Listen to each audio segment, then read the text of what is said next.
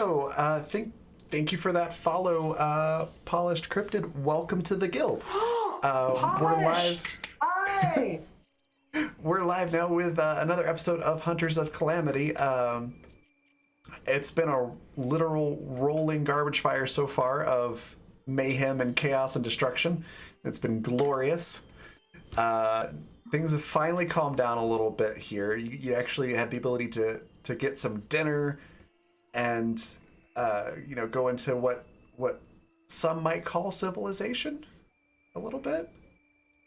Got some new pants. That's true. Juicy pants. Juicy booty. So we're going to see what trouble they get themselves into tonight. So I'm going to let everybody introduce them. Garbage is not the only thing on fire ever. That's true.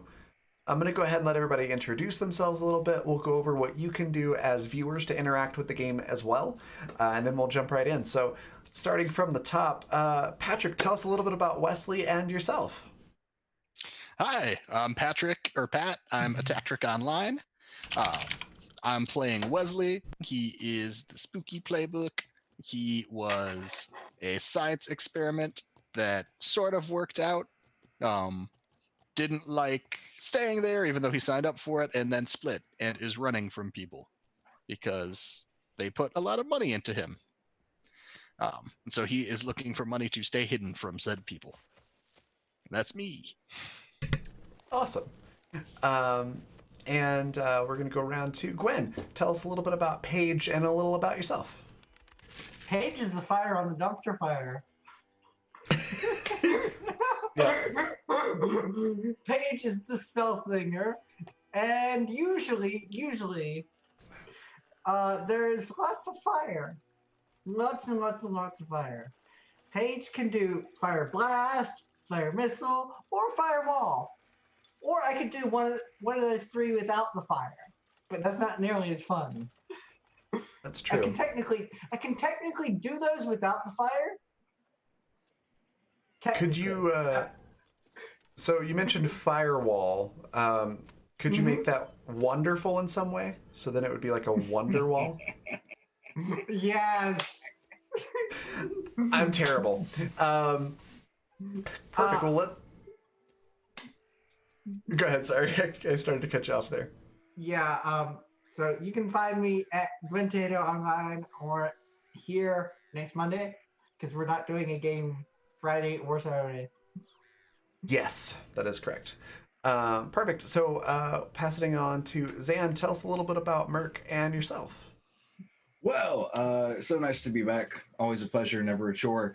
I am Zan, or Merc in this game. You can find me on Twitter at InsanityTTRPG or at insanity.com, insanitygaming.com. Man, one of these days I'm going to remember my own website name. Merc is a monstrous playbook after he was trapped in a Luridian mine and things got a little weird. He had to do some things that he's not entirely happy about to survive. Now he's driven by the overwhelming emotion of joy and has recently found himself the mother of quite a few stray beasts and in the possession of quite a juicy pair of shorts. Yes, that's very true.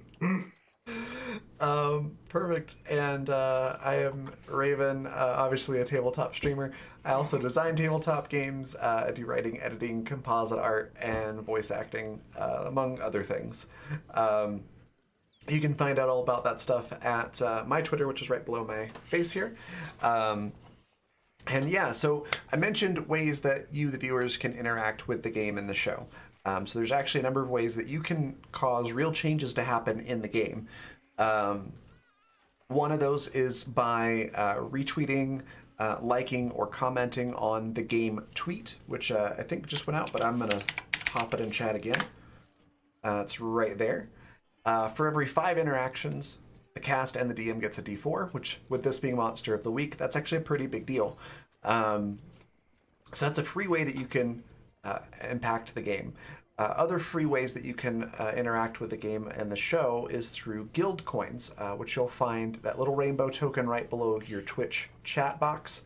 There's a number of ways that you can use those, and you get those just for watching and interacting with the stream.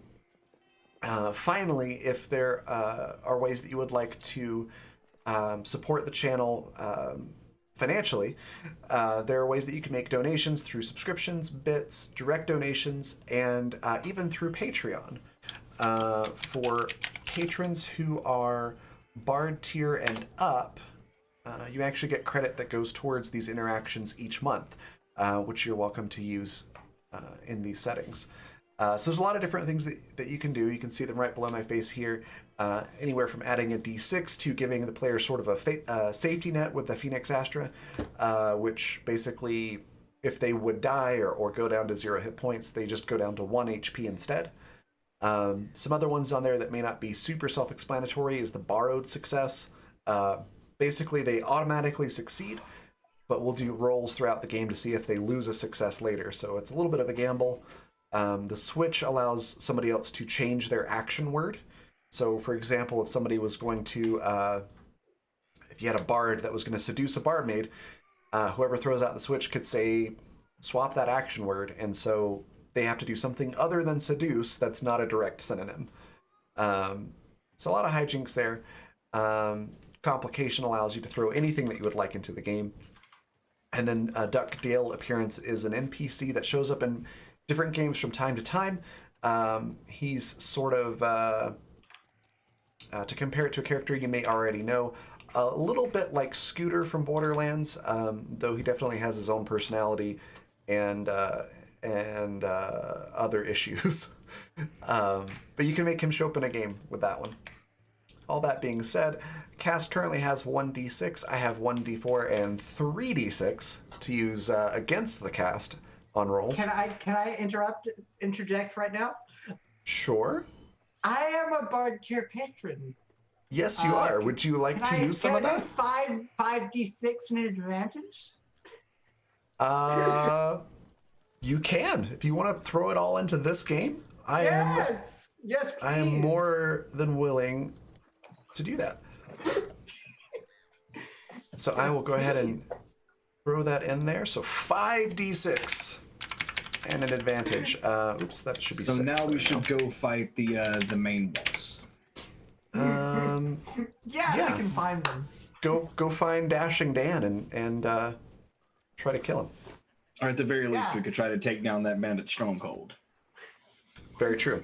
So yeah, now you have 66 and 1 advantage. I have 1d4 and 3d6 to use to just mess with you all, and we'll jump right in. So when we ended last time, everybody had finally gotten a meal, lots of booze, and you got a lead on how to earn some money. The guy said there's a job board, somebody back behind the building that you needed to talk to.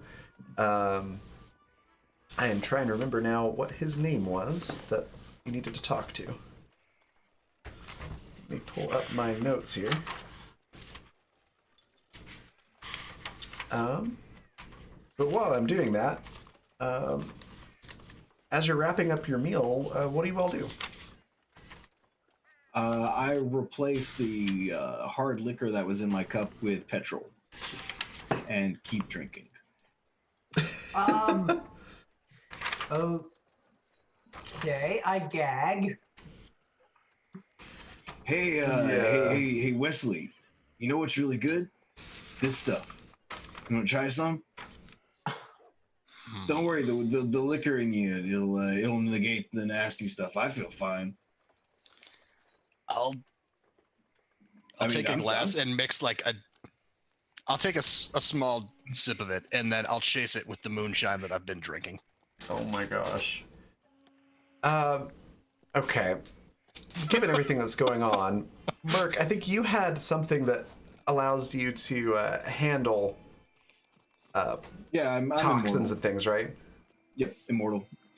Okay. Wesley, do you have something similar? I don't think so. Okay. We're gonna have you roll tough then. We're gonna see if if you're still conscious after all of this. Ooh, cat. Yes, Cat. Glitch is being very, very needy. 12, okay. Nice. You are as drunk as you would like to feel. You have complete control of yourself. You know exactly when you've had enough. So you're in total control there. How do I feel about this gasoline? This new mixed drink of gasoline and moonshine.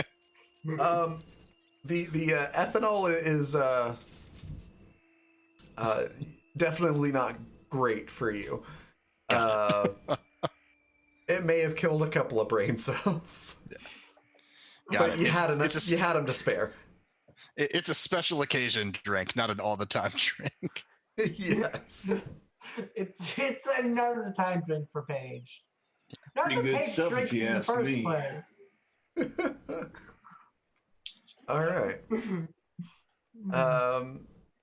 So I'm assuming that you all just finished your meal. Do you head straight back to the spot the waiter told you to go to, or do you do something else? Mm-hmm.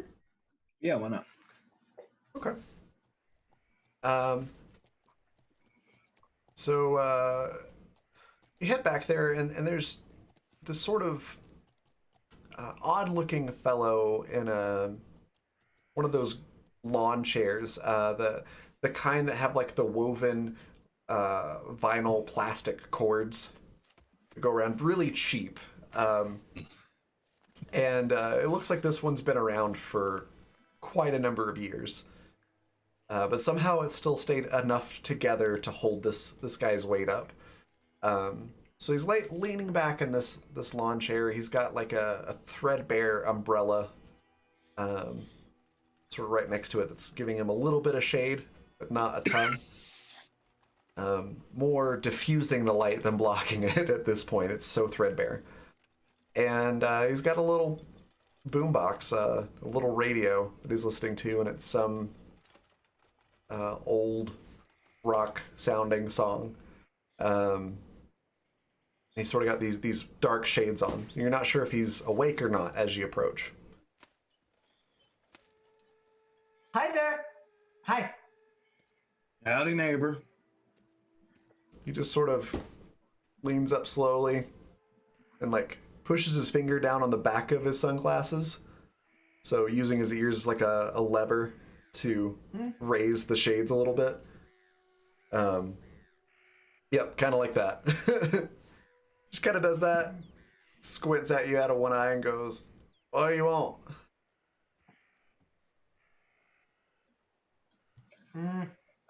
You got any work? I mean, not office work. Obviously, we don't wear sleeves, so we're not the office work crowd.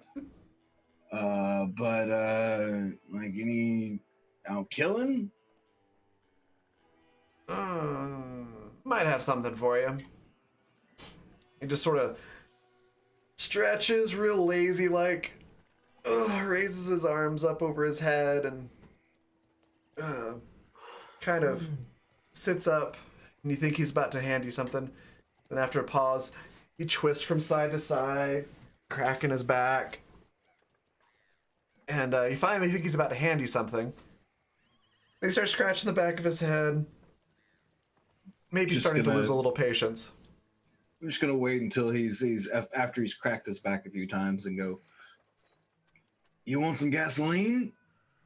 It's good shit." I don't think I want to lose any more brain cells than I already have. Appreciate the offer, though. Anyways, you're looking for work. Hold on. And he reaches beside him and he pulls out this little, sort of like a manila folder. It's sort of like an accordion style folder that holds documents and stuff. And he lifts the flap up. He flips through some papers and he goes, killing. Or burning. We got one of us is real specialized in that area. Oh, arson. Yeah, lot. We got lots of those. Let's see here. Arson. That's I under. don't like the word arson. What about It- serial arsonist? Is that a little bit closer? No, please. Firebug.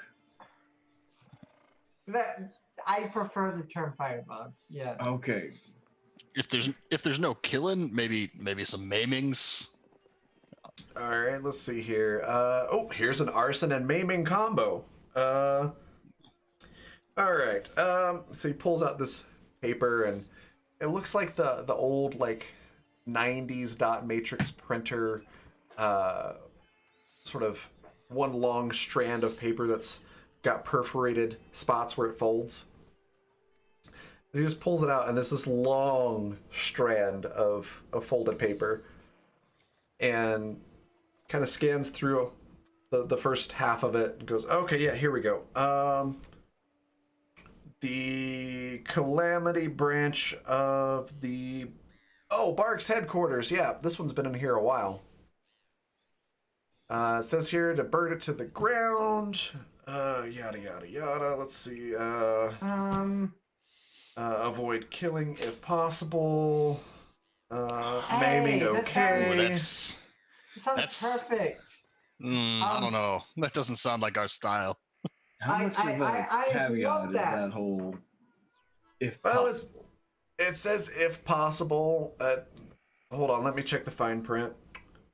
Here we go. In the event killing is unavoidable, that's okay. Wow, that's the most straightforward fine print I've ever seen. Awesome. Oh, hey, there's actually even a kill clause here. There's a question. I have a question. Okay. Where is the best place to start said fire? Like the most explosive place.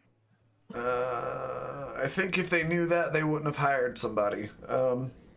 If we're going off personal experience, I think it's gonna be the John. Yeah, that did A lot of explode very methane in good. there. We learned that. That did explode very Yeah. good last time we tried that. Let's see here. So that there was a caveat on the killing. Anybody with an executive title is okay to kill. Oh, no rank and file. I mean, No rank and file, or is that kind of that's- in the like maybe them, but definitely them? that's Well, slightly better than. It's a king pig contract, so most of those it's pretty much a try, and that's about all they ask. Who So is as long this? as you say you tried not to kill everybody, you're probably fine. I think I like King Pig. I like his cracklings, that's for sure.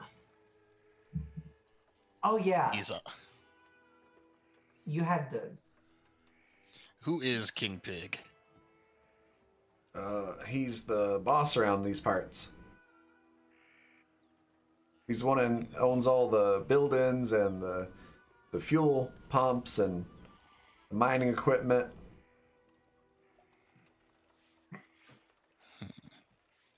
Sounds like someone to mosey up to. Cozy. Words. Cozy up to. He ain't too cuddly, but as long as you do your job and you never ever cross him in any way, yeah, he's a pretty decent guy. Wesley will turn to you, Merc and Paige, and whispering, but whispering too loud because he's been drinking. He's on the list. He's on the hurt the car list. But at the same time, he's paying. So Oh yeah, but what? Yeah, he's already fixed the car. Well, no, it's the other.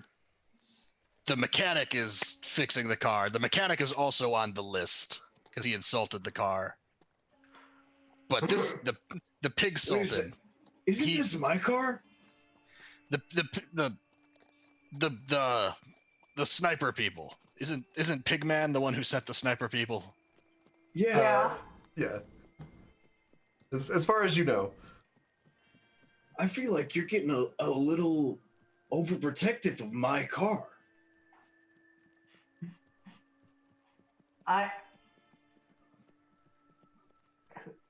people. I think you need to own- go off the petrol. I don't think it's doing anything good for you. I think both of I'm you gonna- need to. Can I roll a sharp roll to see if I believe him that it's his car in my current state? Sure.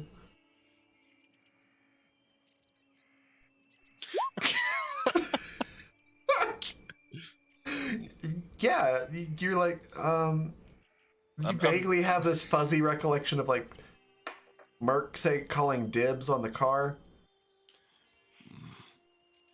I It's, did call dibs. I'm not sure. I feel like I was very connected to the car, but you wouldn't lie to me. No. But I'm still gonna be protective of the car. Well, great. That's why you're Actually- the driver.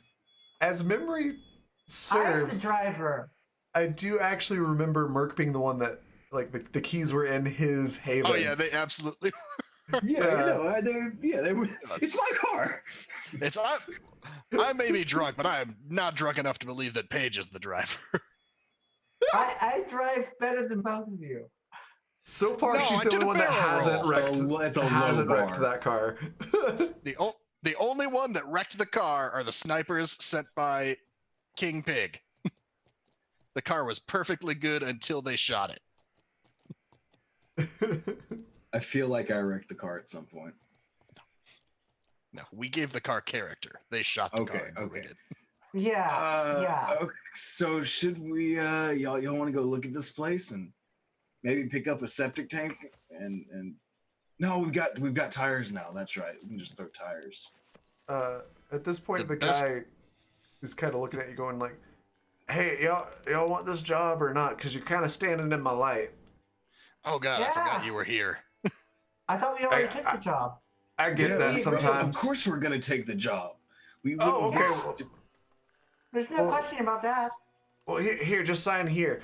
And he holds up, he kind of slips it onto a clipboard. And the bottom of this contract has like several perforated little pieces of it that could be ripped off that are signature lines. And you can tell there's already been like 5 ripped off on this contract. So it looks like 5 people or groups have already tried this and apparently did not succeed. And so they just ripped Yeah. that part of the contract off. Is They this a did not race? Are we have- competing? They did not have a mage like me. He goes, I don't know, there's just some people take it and they don't finish it, so we just rip their name off and try again. Yeah. We won't have to try again. It pays I pretty don't good think though. we get to try again. I pays, think this uh, is a. Let me see here. Yeah, it pays $1,000, so it's pretty decent pay. See? That's $1,000 $1,000 more divided by dollars than I 3 have. is more than 900. I mean, more than 300 apiece. So let's sign the paper. Yep. Paige will sign the paper, Yes. and then Paige- we'll go and kill these people. Paige signs the paper, and by signs, I mean heats up a finger and then touches it, and then it burns slightly. Roll weird. Oh Don't goodness! fail. That's a 9 plus 2 is 11. Fantastic. So you managed to control it just right so that it just barely darkens the page and doesn't cause it to combust, basically. Because this is old paper. He's like, oh, that's a weird signature. Okay, let's see here. I just have to sign as a witness. T A R. Oh, what comes after the R? Oh yeah, Y L. Daryl. There we go. All right. Well, pleasure having you on board. Here's a map to the building. He hands you a little crumpled up piece of paper with a very basic map on it. He's like, all right, well, good luck. Cool. Yay! Let's burn all the things. because that's a good thing now. And it's if we do enough jobs for, if we work for Pig King, then maybe we'll meet Pig King, and then we can kill Pig King. We're saying this Does, away from the person. Does Wesley say that out loud? Yes. We're saying this away from Daryl, right? Who? Daryl just sort of pushes his glasses back up again by pushing on the back of the arms of the glasses frames. Like, you know, I'm still right here, right? Oh God! Whoa! Why are you still here? I thought you were a statue. Like you started talking, and some snakes came out of your mouth, man. You gotta go to a doctor. I believe both of you are. How much of that ethanol hilarious. have you consumed Yeah. already? They've consumed copious amounts. My friends here are terribly intoxicated. All right, now see, here's what you want to do, cause you're starting to get the fuel hallucinations. So what you want to do is go get you a potato, you cut it into quarters, and then you just eat the potato raw, and the potato soak up all the fuel and make you not so sick. You might have cramps for a little bit, but it'll soak up the fuel.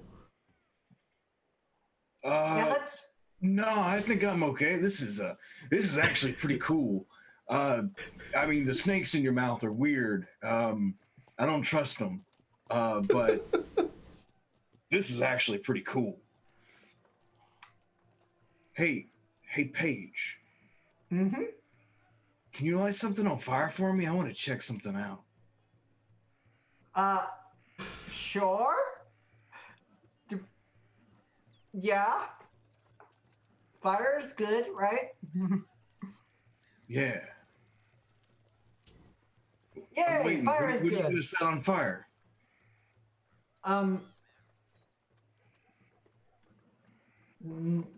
There's a bush over there. Yes, let's set the bush on fire.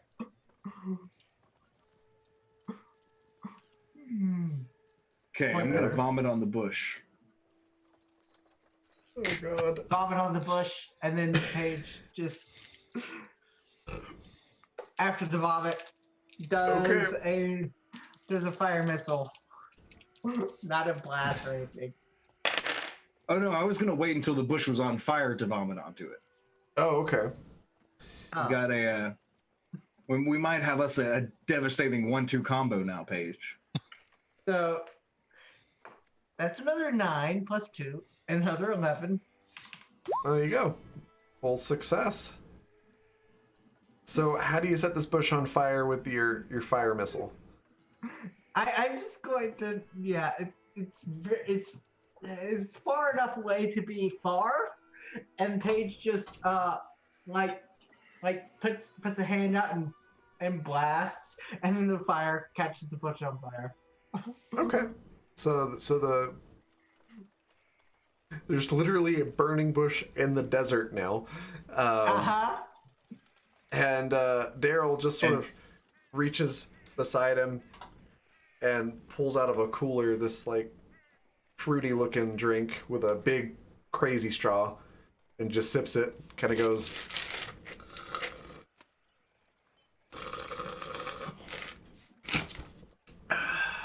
that's cool. Yeah. Now you said you were going to vomit on it? Yeah.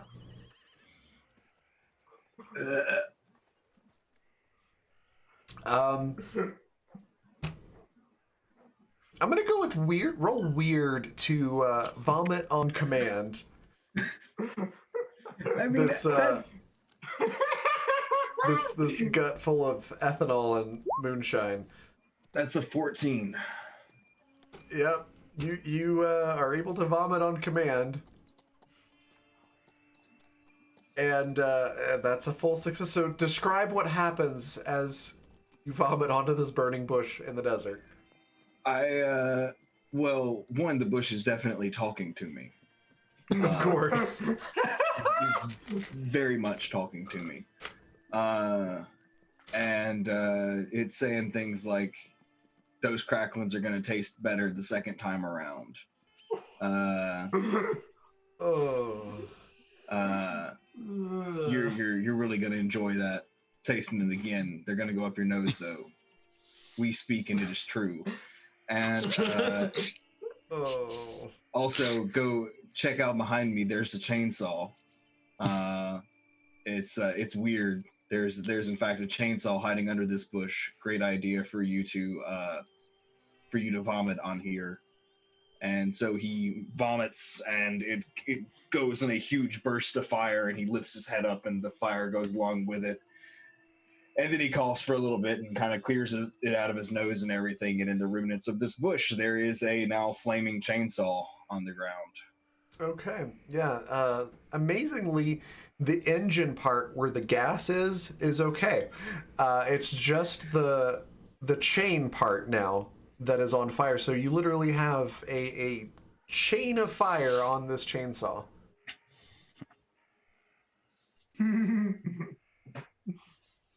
You wanted Wesley? Oh yes. It does smell like cracklings. You don't need to hard sell me on this. I was already in. We're gonna call this a 3-harm close, extremely messy weapon. With a, I'm gonna say weird roll to use it. Oh, perfect. Oh, Because wow. this is definitely odd. While I was, while that was happening, could I also have tried to grab some crazy straws from Daryl's cooler for the road? Not any drinks. I just want the straws. You can certainly try. Are you asking him for a straw, or are you just trying to take one? I think I'm just gonna open it, grab a straw, and say thank you. Okay. Roll charm. Also, one more caveat to the chainsaw. There is a password to activate it. You have to say groovy anytime you want to turn this chainsaw on. I get that reference. Because this is definitely something Ash would use. 6. That is, it's with my superior charm. Okay, go ahead and mark an experience. And he just looks at you and goes, those aren't free.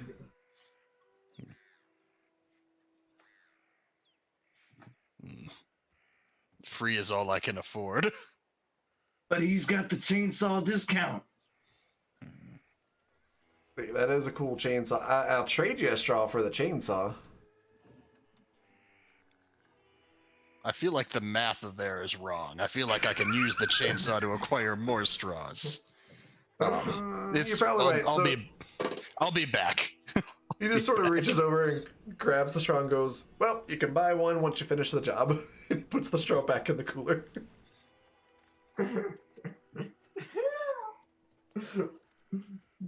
So let's go. Yeah. All right. About this time, or about the time that you walk back around to the front, your car's done. It still looks horrible. And Well loved. you could say that. It wouldn't make you correct, but you could say that. What? But you can see like where the grill of the car has been just completely smashed. You're able to see the radiator, and you can see the patch, and it basically looks like somebody just welded a piece of sheet metal onto the gap of the radiator. It's like a like if you ever watched the old timey cartoons where they like patch an inner tube and it's this big, very different colored material. That's kind of what it looks like, except metal. Hey, April. Yeah, it's patched up, but it's working. It's not pretty, but it runs, and the mechanic goes, you probably want to make sure you don't, hit the car in that spot again or it'll break again. That patch will hold, but not if you are too rough with it. What specific spot should we make sure doesn't get hit? The front region of the car. Oh, okay, so that whole region. The whole front side of the car. Just, if you could not hit anything, that would be your best bet. This means we're driving in reverse now? No, oh my god. we just need to execute some properly timed rolls instead of letting the front get hit. Or we're getting very good. Drive. Right. Well, hey, it's your back. car, but there you go. I'm gonna go ahead and sit in the back in the gunner's chair with our new ballista, with a fresh tire loaded up. Okay. My cup of petrol in hand, and just wait. Yeah, Paige is gonna drive. Okay, roll sharp. So I will sit shotgun because I assume that with both hands on the wheel, Paige will be actively setting fewer things on fire. You'd think that, but you never know. That's a 10, and my sharp is 2, so that's 12. Nice. Okay. You expertly drive the car out of town and head towards where you need to go. So where this is, if you look at the map as north is or south is the direction that you came from. The road that you need to take is north of you and then curves to the northeast up to another town that we'll call we're just gonna call Salt. Was northwest the direction we would have gone to hit those oil fields? Is Salt a way of life in Salt? Correct. Salt? What was that? Is Salt a way of life in Salt? A way of what? A way of life. Oh, I get it. Possibly. You'll find out. But yes, the north to the northwest and west in general is those fuel pumps that are getting the fuel out of the ground. Hey, Wesley. This could be the petrol, but I think I'm a god. I don't think I can die.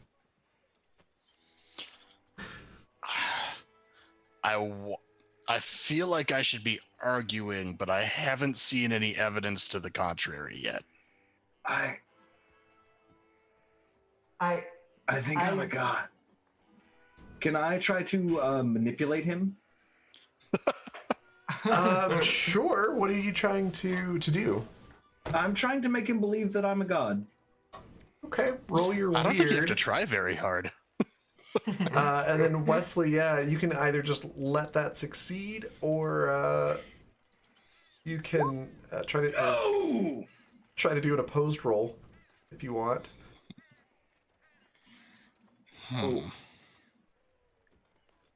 I guess what would I? With Zan already failing, I could fail worse. It's a 7. Oh, it's a mixed 7, success. So it's a mixed success. 7. Okay. I got +3 weird. So Merc is not that convincing, but you could be pretty gullible. So I'd say roll sharp, unless you just want him to succeed, and then you can just auto fail. I want to roll sharp for Paige to see if Paige believes.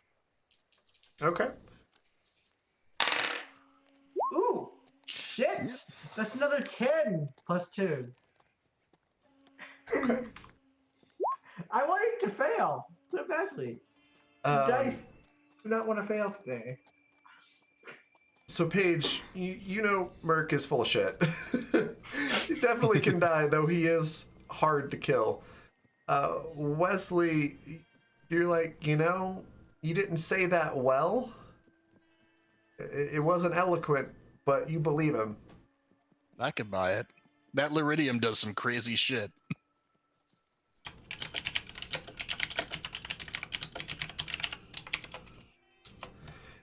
Yeah, April, I did see those pictures. That looks like it would be a lot of fun to paint. So, yeah, you believe Merc.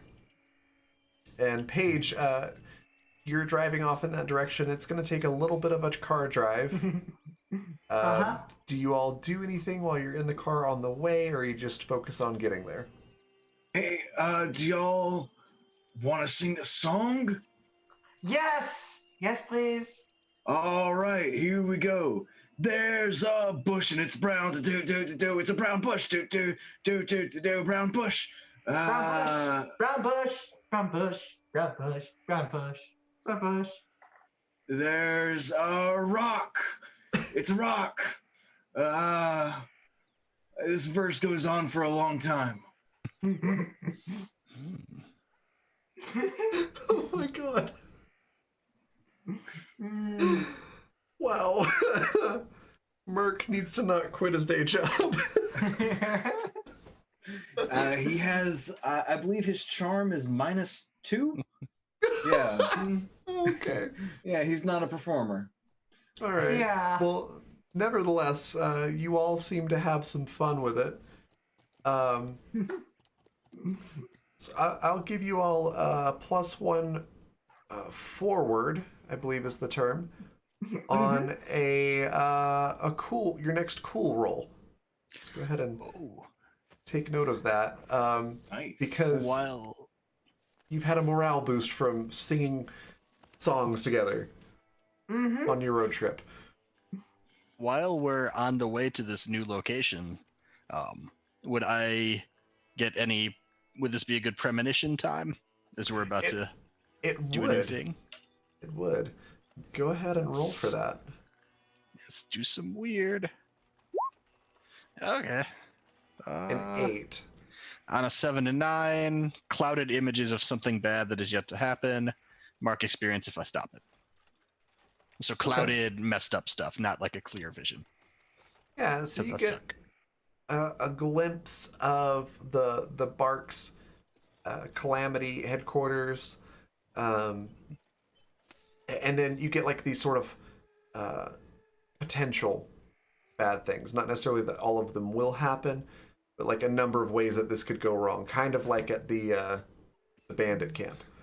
So the first one you see, the entire building literally blows up, and you see a glimpse of you and Merc and Paige going, well, shit. Wait, that's a bad one? I don't get it. It's a bad one because you Got it. blew up the entire building, killing literally... Not just mild arson. Yeah, killing literally everyone. And a couple seconds after that, you also see like flaming chunks of building hurtling down towards you. The second flash that you get, all of this was in really quick flashes, but the second scenario that you see is a man with big ears, kind of walking in behind you with a gun, catching you in the act. A bunny? There's a walking bunny. No, not Are they not tall bunny rabbit ears or like side No. elephant ears? They're just like human ears, but they're larger than normal. I'm still saying they're a bunny until proven otherwise. So the two things that you see in quick succession is basically, one, you get caught, or two, it goes super overkill and flaming building is falling on you. I think one of those two is good. I feel like in the future we should steer away from contracts that include the word mild in them. That's not really been our MO up to this point. Yeah. Like we like things like total destruction, or like no witnesses. Obliteration. Yes. But There are no animal casualties.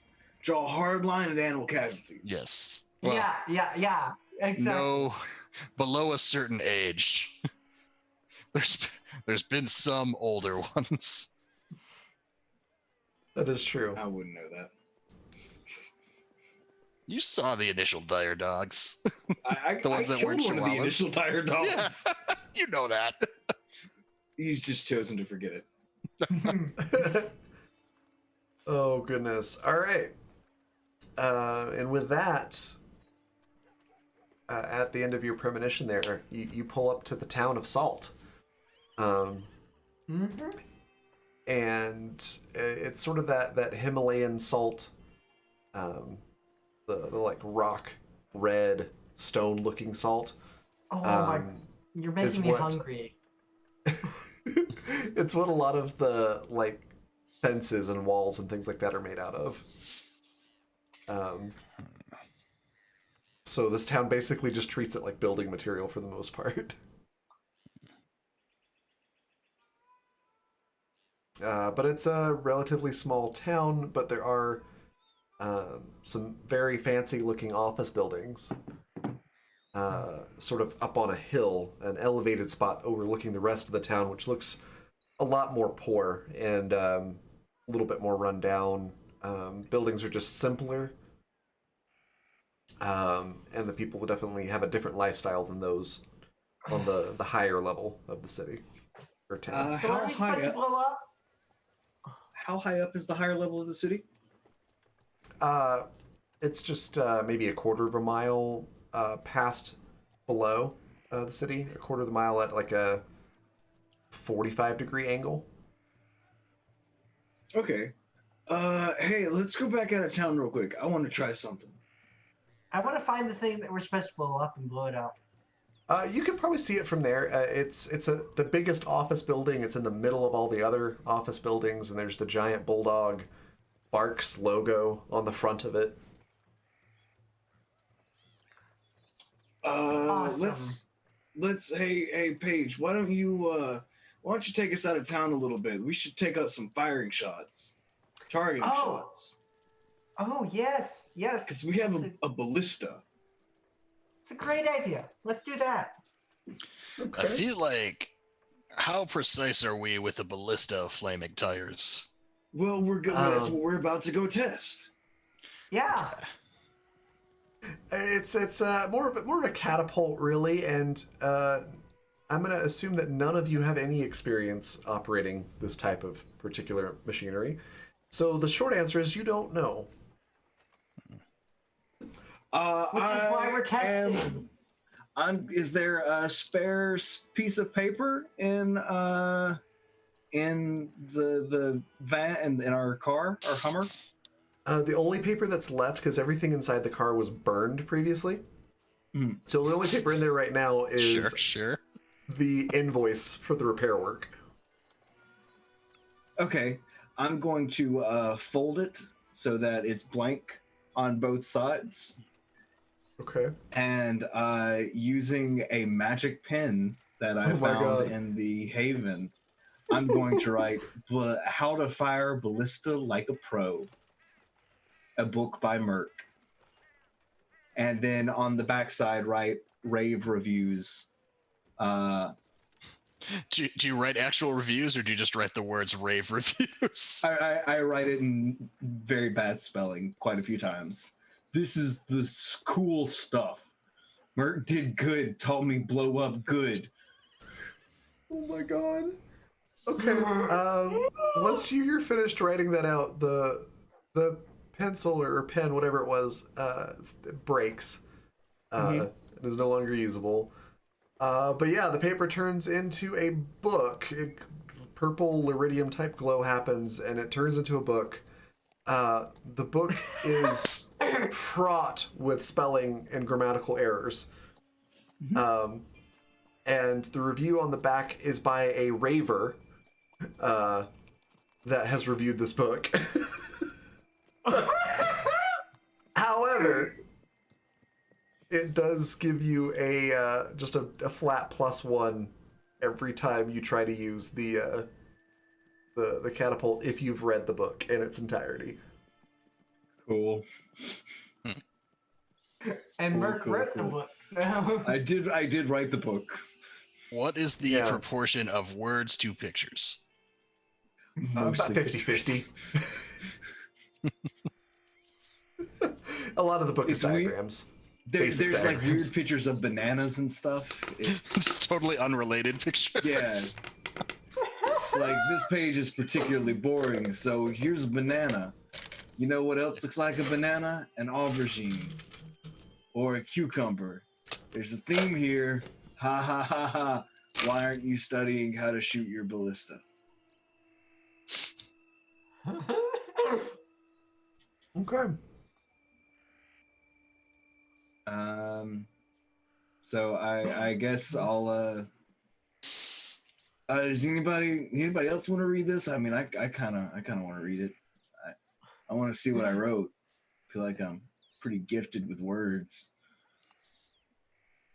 I think you're the best one to read it because you wrote it. Nah, it's fair. Can't argue with that logic. I'll give you this, Merc. You don't have to read it because you magically wrote it. You probably get a little bit of a headache as these brand new memories of writing this book pop in your head. But otherwise, you're fine, and you get a +1 to use the catapult. Okay, well, one of y'all can read this. Give me a target. I'm gonna try to shoot something. How about that burnt out car over there? Yeah, all right. Which one? That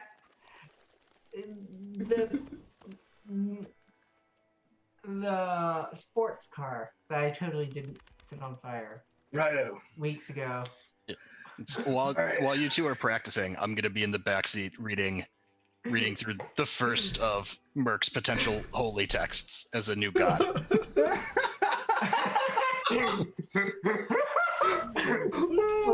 roll sharp.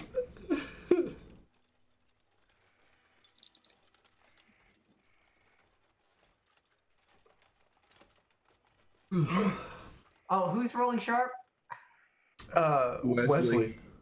Oh, really? Yeah. Nope. Failing a lot.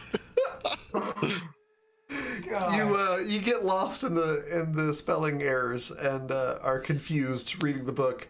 You think, wait a minute, I'm gonna have to go back and reread that. So you can try again in a minute. So, Merc's targeted. gonna shoot the tires. Paige is gonna set them on fire, right? Sure. Yeah, that sounds great. Okay. How heavy is what's the draw strength on the winch? Is it like just as tight as we can get it, or is there a mechanical action to it? We'll say it's a battery operated, so it ties into the car's power. I was hoping for a fail, but that's a 10. Nice. For what are you trying to do? Weird. Set the tire on fire. Okay, important question. Are you setting the fire or the tire on fire before you launch it or while it's in the air? Before. Okay. Which is perfectly fine. Is it? Honestly, that's what I was thinking the best way to do it would be. Otherwise, the firebolt hitting it might knock it off course. Exactly. So if you were to exactly. launch like a 50-gallon barrel with this thing, it would probably travel 10 or 15 car lengths away from the catapult. A tire being a little bit lighter and a little more aerodynamic, you might be able to get double that.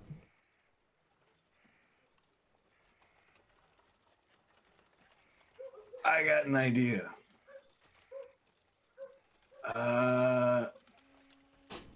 No, man, I'm not smart. I don't know how to do this any better. I'm gonna change into a boner fart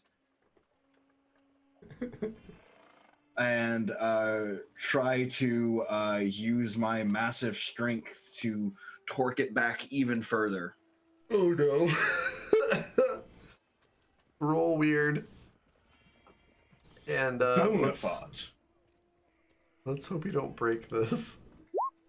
That's an 11. 11. Okay. Yeah, you succeed. You pull it back even further. And it gets you a little extra distance on it. Maybe or for the tire, maybe 4 or 5 more car lengths distance out of it. Cool. And is it fair? I guess I'll let it go. Is it fairly accurate? Let's have you roll sharp for this one. Sharp coming up. So that's only a +1 because I wrote a book on this. 5, so it's a 6. That's a fail though. It is a fail. You do still have 6d6 left that you can use. Not wasting that on a test shot. Okay. You let go, and the flaming tire sort of catches some weird backspin just from how it got launched. Just sort of bad luck, really. And instead of hitting the car, it falls short about halfway before it got to the other car, and oddly enough lands like right side up for what a tire should be, and it's rolling back towards the car on fire.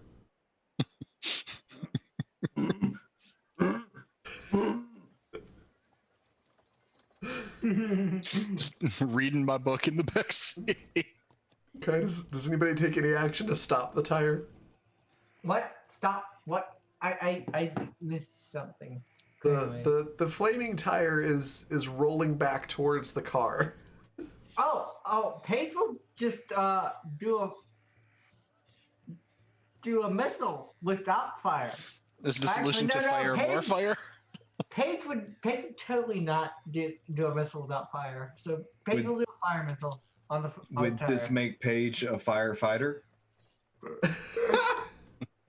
She's fighting fire with fire. Literally. Exactly. This is gonna go great. Oh my gosh, this is another 9 plus 2 is 11. Okay. I can't. I wanted to fail though. Don't trash the car anymore. So you launch a fire missile at it, and you just like melt down this tire and rim, and it just completely turns into a puddle of melted rubber and just like slagged metal, and it slowly burns out. It's obviously not rolling towards you anymore. Oh wait. Was it close enough that I could have used a fire blast instead and just totally obliterated it? Oh, goodness. Yeah, probably. Yeah, that's what. If it was close enough so that I could do a fire blast, Paige would have done a fire blast instead and just totally obliterated it. Okay, you vaporized the flaming tire. It smells a little funny now, like burnt rubber. Hey, Scott. Hey, so that wasn't. That was good. That was a good test shot. Very good practice. I don't know about y'all, but y'all want to go into town and get a drink and see if we can figure out when the best time to hit, throw some tires at this place would be. Oh, Or I do have a rocket launcher. if we're still out here testing, I did when we were drinking last time, I thought of a fun thing we could try. Merc, do you fit in the catapult? Yeah. Okay. Can you climb into the catapult? Yeah. Okay. I would I like don't to. see where you're going with this. We can launch you, and then you could do your transformation, and then it's angry flying creatures coming right at you in your face. Well, I think it would just be angry flying creature. Just the one. Yeah, but like you've got a few different kinds. I was thinking over a long time scale, because if it works out well once, we're gonna do it again. Oh. Yeah, you want Maybe. to try? Yeah, or even if we weren't launching like your toothy thing at people, we could launch you up for your flying thing and cover some distance well too with it.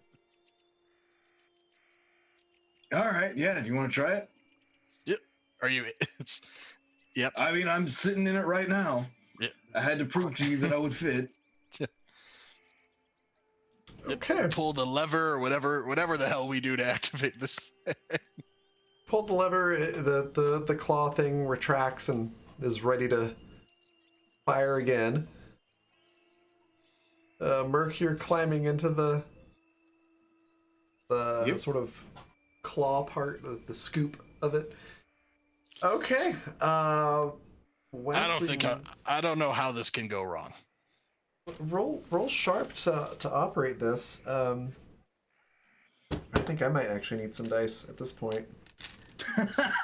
Oh no, that's not a good sign.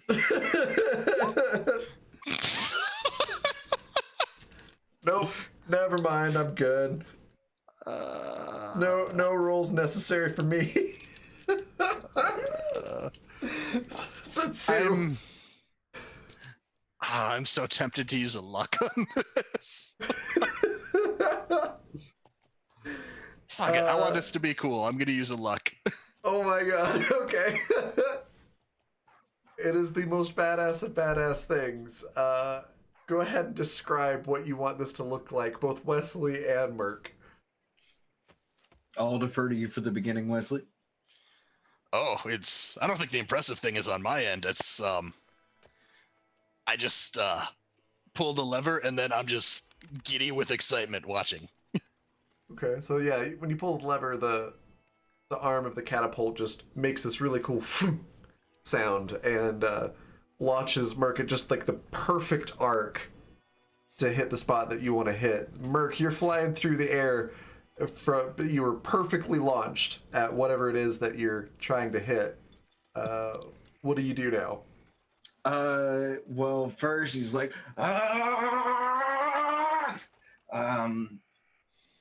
because he's not ready for the G-forces.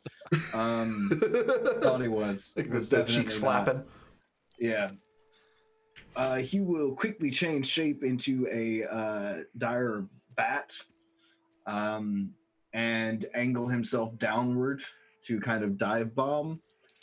Okay. And then right before he reaches the targeted spot, he will change into a boner fart Okay. and slam the ground as hard as he can. Give With me all that- two weird rolls for your 2 transformations. Coming right up.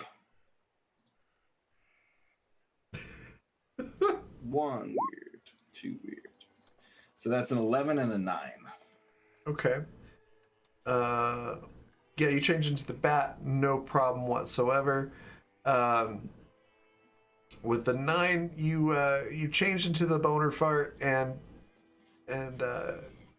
you did a good job, but you're coming in kind of hot, and you get the feeling that this is gonna hurt. As you're coming down so hard. He's doing it. What is it that you're trying to hit? Just the ground in a particular spot, or did you have a target? I assumed it was the card that we had aimed for earlier. Okay, so here's what'll happen. You're gonna come down on the hood of the car, and it's gonna be awesome. So like you slam your fist on it, and it flips end over end through the air. Like everybody sees this like sort of slow motion as it flips right over your head, and then crashes into the ground right over there. But you kind of injured your hand and take 2 harm. Hey. From hitting this thing so hard.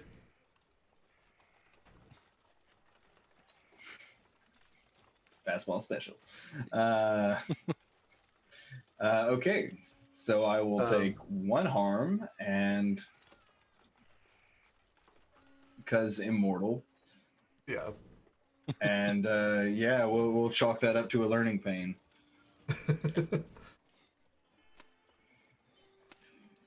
Did you guys see that? That was so cool. That was so cool. We have to record this in the book we are creating of Merc and his deeds. That was awesome. The miracles he performs. Wow. We need some like Church of Merc playbook now, like a cleric of the Church of Merc or something like that. Oh yeah. I've been banned from playing the divine, so I guess I'll be playing the profane. Are you banned from playing the divine? We talked about some level up perks, and it was decided that Merc should not take anything from the divine handbook. Yeah, it was a bit of a contradiction. Oh yeah, I remember that now. Okay, so it was very, very successful. And Merc, you feel like you've got a better handle of like when to change into the boner fart now, so you could probably avoid, that extra damage. You're feeling pretty good about it. Nice. My wrist hurts. Yeah. I'm gonna drink some more gasoline. Perfect. The pain is quickly dulled from your gasoline. Great. Okay. So you've had a good test run. What are you gonna do now? Can we? How about we go into town and see when they're doing shift changes at that place up there, so we only kill the minimum number of people. Or wait, would a shift change be double the number of people? It'd be a lot of. I think the problem is the specific people we need to kill. Because if it's the executives, they're not going to be there very long. They're not going to be. They're not going to work as long as everybody else will. So I feel like they're true. Executives are usually lazy. They're probably on a floor high up. They've probably got lots of sleeves, as per Mercs. Oh man, it's gonna be a problem. They've got long sleeves. So it's gonna be a blood war. Yes. All right. Perhaps if we get to the top and find some sort of executive washroom and set that up as our killing field. Hey, or I got an idea. Here's a crazy thought. Let's go to a bar and figure out where they drink. Or even better idea. Let's go to a bar, get a bunch of alcohol, stick rags in it, and then launch that in the catapult. After we light it on fire. Launch So the you wanna- rags. I Basically, think, what I I think like- gasoline would be cheaper. Basically, you Right, just want it's- to like buckshot Molotov cocktails with the catapult. Yeah, a bunch of them. I don't know what the rags are going to do after we drink the alcohol. No, we're going to leave the alcohol in there. And Whoa! No, That's such a waste. That's alcohol abuse. No.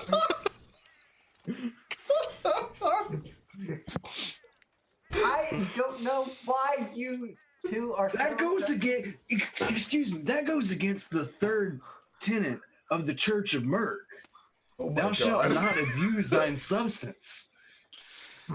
Oh, Wesley wants to write this down, but we've used the only source of paper in the car. Oh, wait. Can I just I got it, don't conjure worry. paper, please? I will say this. There's probably a bunch of blank pages in the book at the end. It's Like, for I your could own put- notes. I could No, absolutely it's like 15. see. It's a dedications page, but it's just a me, cuz best. Yeah, I could also completely see Merc like getting this really big book, being like, "Okay, I'm gonna write in all of my thoughts and everything," and then like 3/4 of the way through, being like, "Oh, that seems like enough." People are gonna read this in the bathroom anyway, right? This is a Yeah. toilet book. And in the back, and the rest of it is just blank. So yeah, we'll say the back pages are conveniently perforated. fantastic. We'll say like the back quarter of the book after the moving dedication part on the back. That those are blank. Well, fine Perfect. then. If we're not going to Molotov cocktail, we can light the rags on fire and have what's the word I'm looking for? Fuel. Gasoline. We can do that. We can do the same thing with gasoline. Look, I don't want to sit in there again. That was rough. No, I mean, it was no, real no, fun. no. We just get a bunch of bottles, glass bottles, fill them with gasoline, stick a rag in them, set the rag on fire, and then launch them. What is your problem with hurting things that I like to drink? It occurs to me now that we spent a lot of time with that contract looking at what we shouldn't do, who we shouldn't kill or burn. Does anyone remember what we're supposed to do? Yeah, we're supposed to explode the building. No, I think it's a not to do the whole building. I distinctly remember explode the building in big letters. I've seen I thought that it was happen, just and it doesn't turn attack. out well for us. I think we're just supposed to attack the building and kill the higher. I believe it said explode the building.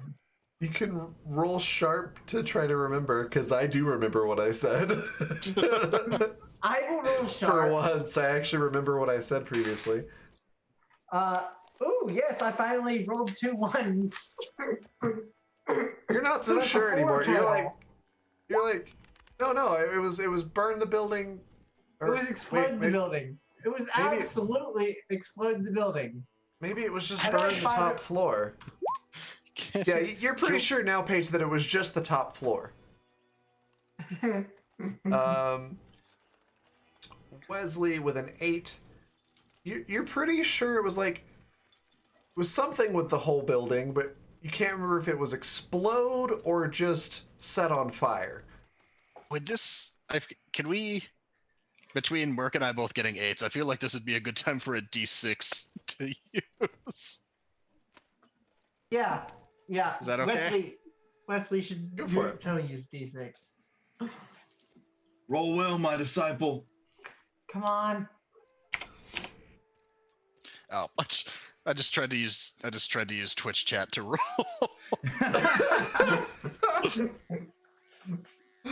Oh. Oh yes. Merc has That's blessed me 8 on this plus roll. 6, Nice. 14. It's a 14. You remember with crystal clarity, it's like the little thought bubble, and you can see Daryl right up there, right above your head, going, all right, let's see, says here, burn the building to the ground, try to avoid people, killing people, but executives are okay to kill. So so the contract is to burn the building to the ground, and my vision was saying that was a bad idea. Not necessarily. Your vision just saw that something you did was too much, and it exploded the building. The building exploded, and the assumption that you had, I should phrase it that way, was that somebody did something a little too much overkill. That was it. It was don't explode the building, but burn the building. Apparently, there was a subtle difference in the contract. But I want to explode the building. Nope. We need the money. It's after we take King Pig.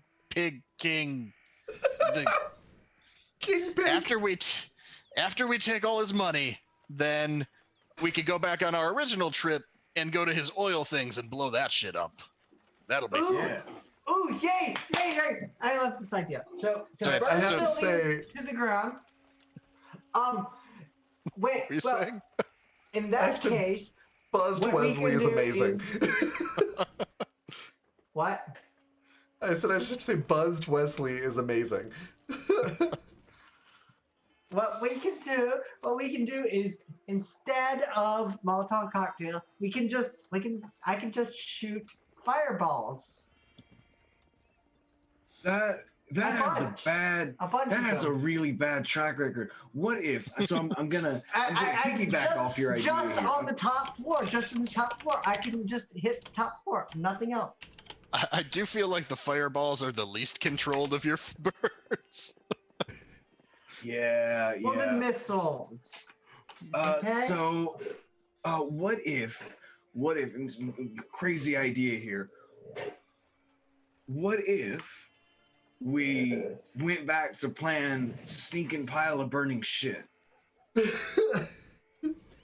And you can, I've seen you do this before. I've seen you do this before, Gwen. Paige, you can, I don't know why I keep calling you Gwen. You remind me of my sister, I guess.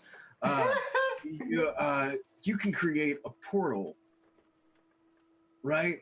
Like you can create a magic like door from one place to another place, right? Yeah.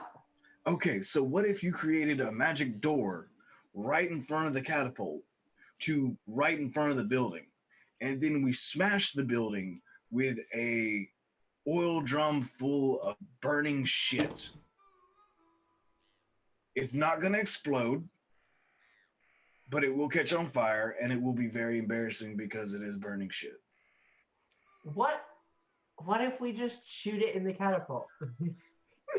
Well, it's a quarter mile away, and our catapult doesn't go that far. Trust me, I have experienced it firsthand.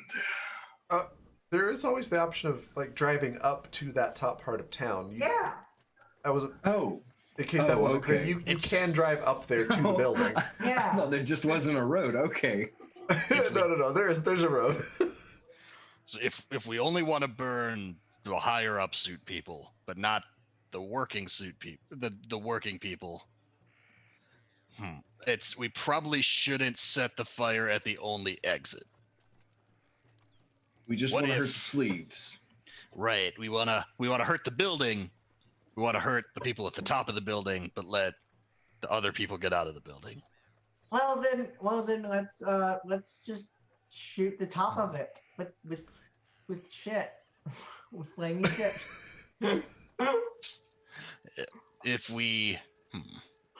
It'd be tougher, but if we got into the top floor of the building and started fucking shit up there, we could also pull the fire alarm. Do places have fire alarms on this planet? Is that a thing? I'll give you this. You know that most corporations have them.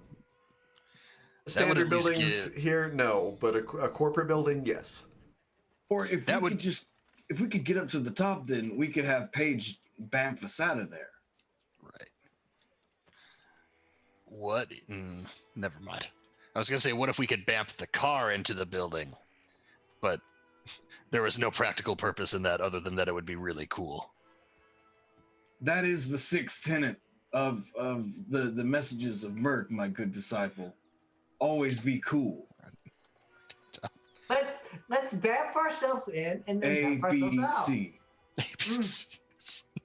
ABCs according to Merc. Always be cool. Okay. It's if we wanted shit to blow up, you know that the fancy sleeve types have a separate bathroom than the sleeveless types. Also, yeah, I do have a rocket launcher. Up to the building that we're talking. I'm just gonna point it out. I have a rocket launcher. Okay. I could just shoot the top floor. Roll sharp there. So that's a 9. A 7 plus 2 is 9. Okay. Yeah, you make Yes, it my into good town, no disciple. problem.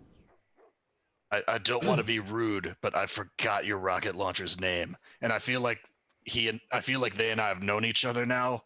Where it's in that awkward stage where I can't ask them anymore. It's Philip. He's Philip. Philip. Okay. He's Philip the phallic replacement. Of course he is. So we pull up to the building at this point. Okay. So you're in front of the Barks executive headquarters Calamity branch. was the big sign out front. There's a giant bulldog head on the outside of the building with barks underneath of it, sort of curved like a little bit of an arc on the name. And there's a little sign underneath it that says the Monopoly Company. I just had a very good idea. Oh no. Yeah. So you wanted to use shit. Where are we going to get the shit? Well, I feel like this shit was more thematic. If we're just gonna ban fan, then we don't really need the shit. Okay. Well, then let's ban fan. Okay, let's do it. Yeah, that sounds great. Oh, it's Wesley's like gearing up the chainsaw. I almost forgot. Don't trust anyone with big ears in there. There's somebody with big ears who doesn't like us. Yeah, I rolled 11 on weird. Okay, what are you trying to do with your weird make again? a portal into the top floor of the building. Okay. I will let you do this then, because it's many stories high. Mm-hmm. You're able to sort of squint, and you can see like the glass window of the tippity top floor, and you're able to like sort of huck a portal up there, and you're able to open one on the wall at the bottom of the building, and you can see inside, and it's like a boardroom, and they're having a meeting. And this portal's big enough to drive the car into. Yes. And Paige is going to drive the car into it, rolling sharp. Okay. Oh, shit! Shit, that's a 13! Can I, while this is happening, just visual wise, can I be up in the turret, but just with the chainsaw revving it up to go? Yes, but you have to say the passphrase. Groovy. I don't. And Paige It roars is to life. cackling. And Paige yeah, is you just- speed into the boardroom, just absolutely splintering and destroying this big conference table, and executives just sort of part like the Red Sea on either side, yelling and screaming and scrambling away. Nobody gets hit by anything, but there's lots of destruction and chaos happening. Fire blast! Oh dear. Fire blast. Mark, you were going to do something? Snap.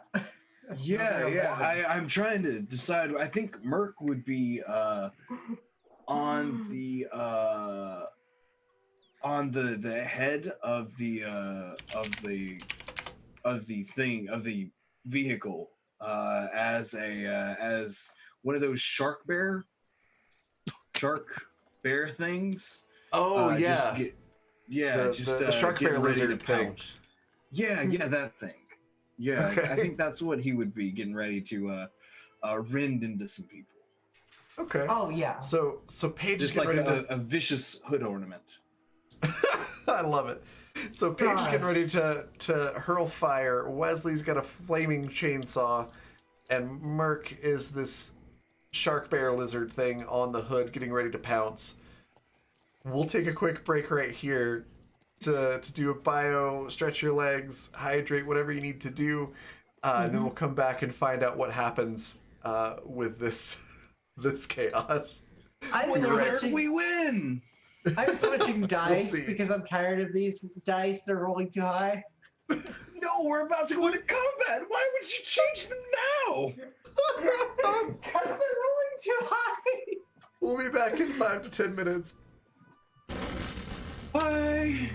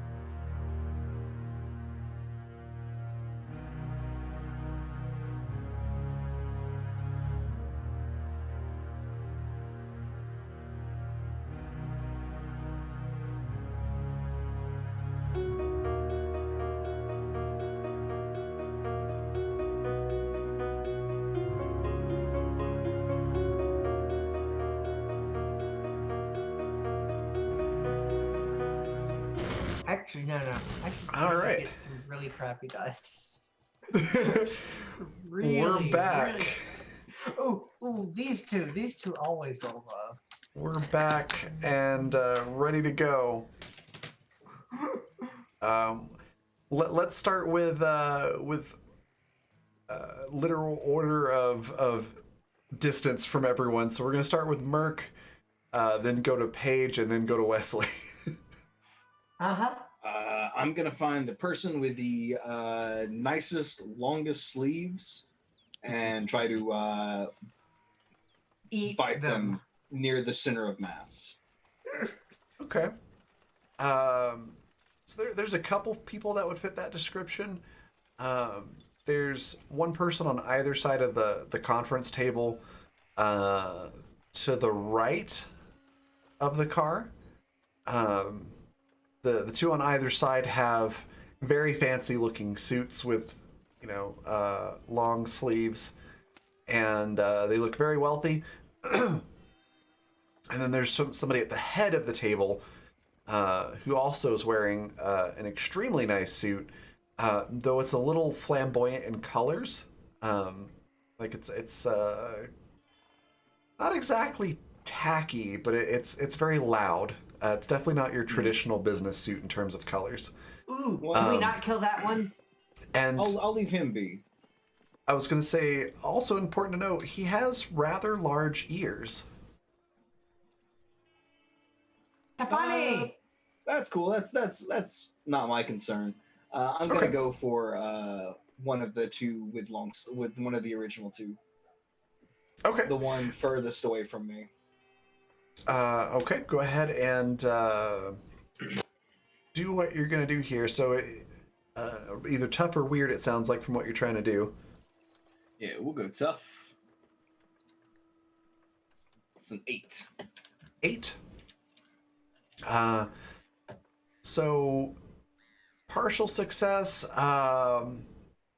You managed to get up to them, but what's left of the conference table, it's one of those really, really slick conference tables. Like if you slide a piece of paper gently across, it like shoots off to the other end. Mm-hmm. So basically, you do like a Scooby-Doo run in place on the table for a little bit. But eventually you catch traction and you charge towards them. They wet themselves, and you're able to bite them in the chest. Nice. What's the harm on your bite? Man, I have no idea. Whatever the harm on that thing would have been. Let's call that 2. Okay. Night, Michael. Good night. We'll call that 2 harm. So you bite him, and he's starting to bleed a little bit. And the first thing that words are hard. The first thing that he yells out is, "Ah! You've ruined my shirt! Now it's got blood on it!" Paige. I already rolled my attack before we started combat. Okay. It was an 11. And I said I was doing a fire blast. Okay, go ahead and describe what happens with your fire blast. So that is a full success. It's basically a shotgun blast, but with fire. Oh and dear. It's at the one that Mark didn't fight. And it's 3 harm, close, obvious, loud. 3 harm, close, obvious. Okay, yeah, okay. His suit's on fire, and he's taken some harm. He's flailing around, looking very panicked. Everybody else in the room is quickly like trampling over each other, trying to get to the exit, which is behind the guy with the big ears. Wesley, you are in the top of the Humvee with your flaming chainsaw.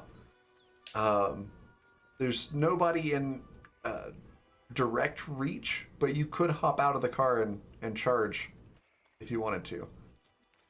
Yeah, I'm going to hop down and slowly start advancing towards the crowd of executives that are fleeing. Okay. And just revving the chainsaw as I go. Just hello, new friends. We have been hired by King Pig, the royal pig, to murder you all and burn down your building. I apologize. We did not call ahead. And I just start cutting into whoever the nearest person I could get to. Oh my god, roll tough. Please don't hurt the flamboyant one with the ears. Oh, he's dead in my book. He's the only one I want to kill. With the did you say the chainsaw was weird or tough? Oh, you're right. It is weird because it's a flaming chainsaw. That's right. It is weird. Go ahead and roll that instead. Only an 8. An 8. Okay. Okay. So you swing indiscriminately. You set the conference room table on fire. You do manage to injure some of them, but you don't really take anybody out. But you do cause some damage, and you set some things on fire, and the people are running even faster trying to get out the door. Yeah, I just keep doing Wesley's weird, calm manner of talking to people in situations like these. So, please line up in an orderly manner. We will get to all of you in time. Okay. Awesome. God, So that sounds so disturbing. so you're classic horror movie villain, basically. Patrick Batemaning it from American Psycho. Yeah. Okay. So that's your turn. Next on the list is going to be the guy with big ears. Yikes of bikes. Oh my gosh. And he pulls out something from underneath the table. And it's basically like a sort of sci-fi laser gun equivalent to a Tommy gun. And he's going to start shooting at you all. Let's see. 1, 2, 3. It's a 1, so he's shooting at you, Wesley. Go ahead and roll tough to see if you can dodge that spray of bullets coming at you, or laser shots.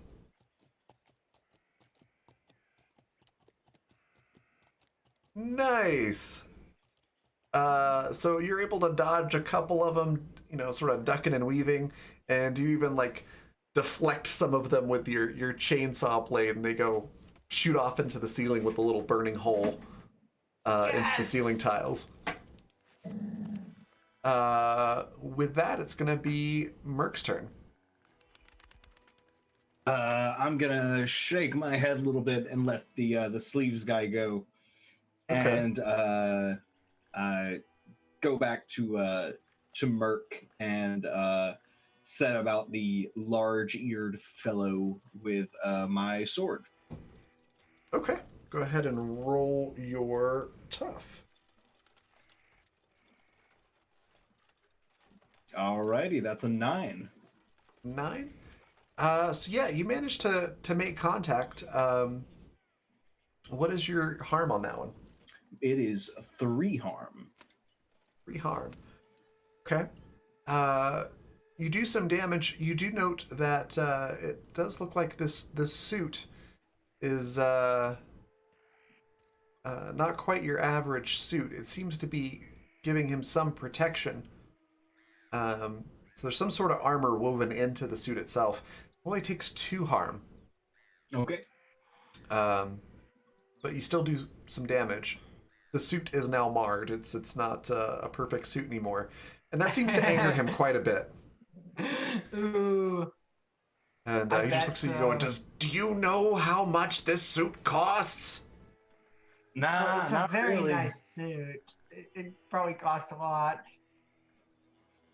Just like, ah! And we'll find out what he does on his next turn. Paige, your turn. Are they running towards the exit? Everybody is cramming through the exit as fast as they can. There's a crowd at the door. Can I Yeah, I'm going to firewall the door so they can't get out. Okay. Wow. So,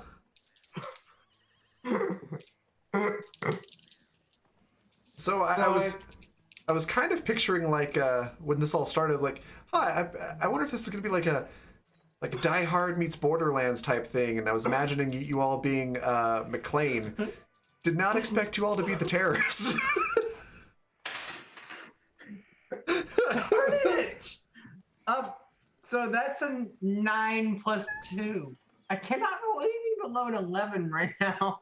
No matter what dice I use. You set the exit on fire. There's a wall of fire in the way, and they can't get out without burning themselves. Wall is 1 harm, barrier. That means they have to roll to get through.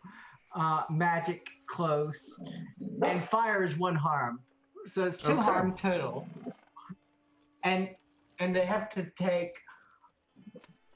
roll a success to get through.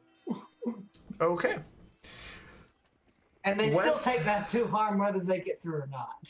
Right, got it. So Wesley, your turn. Now there's a lot of people turning around.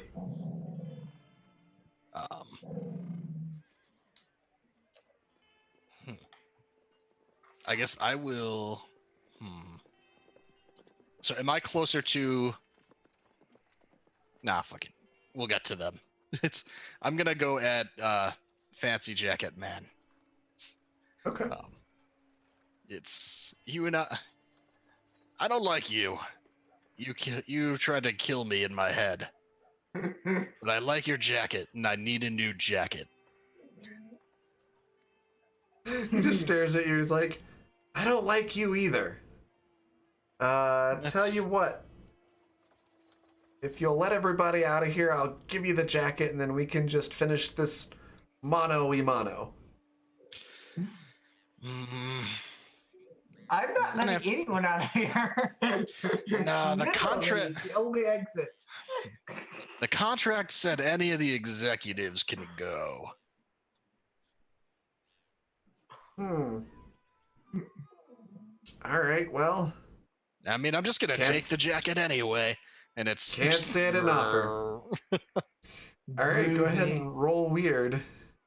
I'm gonna roll against you here.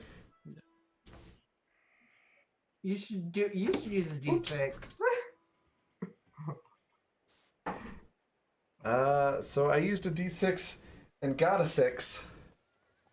So that's gonna drop it down to a 4. Okay. That's how those work. For the DM on Monster of the Week, yeah. Got it. Because I don't actually do any rolls. No, that makes sense. In this system. Is it when it fails like that? Does it count for experience for us or no? I'm gonna say yes on the experience. Okay. As long as you don't level up more than once, because you can only level up once a session. Yeah. So as you go to smack him with the chainsaw, it sort of stalls. So the blade stops spinning and the engine sort of sputters out, and he's able to duck out of the way. Just give me just a second. We'll be right back with you. With that, now that they have no means of escape, and seeing that the chainsaw is now not working, the mob of executives are going to charge you, Wesley. Oh, God. Go ahead and roll tough to try to dodge.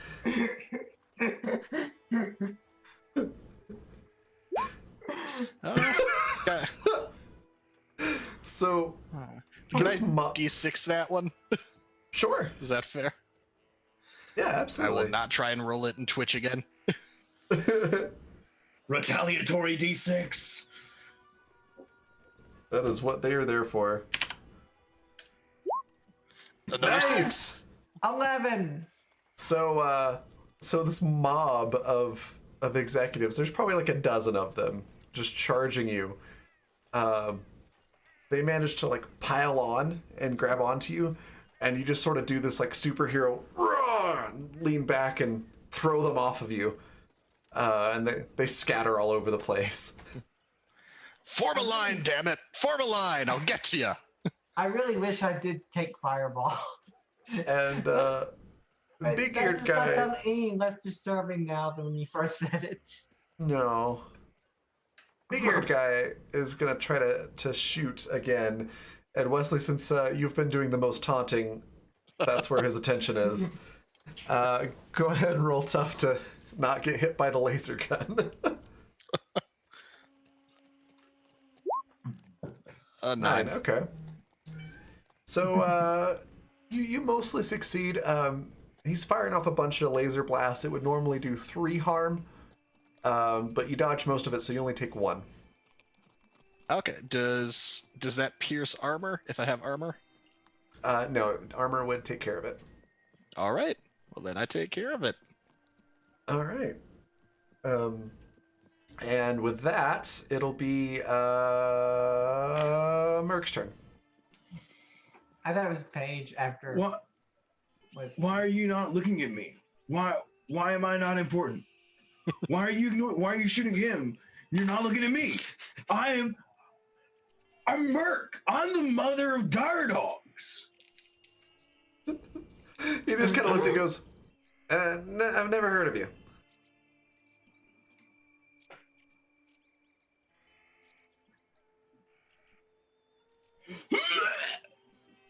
Oh no. Roll weird. Oh. So gross. That's a 13. Yes. I'm Covered gonna in wipe my mouth and go. Oh, no, Paige, no. He just like kind of does this sort of like, oh, what the hell is wrong with you? Fire blast! That's my cue. It is Paige's turn. And Shit. what'd you get? So that's 2 6s. That's a 12 plus 2. Excellent. 14. I'm gonna roll against you as well. 14 total. Wait, I can't make you just outright fail it, can I? No, even with a 6, it would be an 8. Yep, that's true. Never mind then. All right, so yeah, you succeed with stinky colors. The vomit erupts. And and that's it's 3 harm mostly- total plus whatever bonus I get from him being covered in explosive. This guy's vomit. just dead at this point. Just erupts into flames and is covered in alcohol vomit and just you Gasoline just vomit. you just take out the rich looking guy, the guy that seems like he's in charge.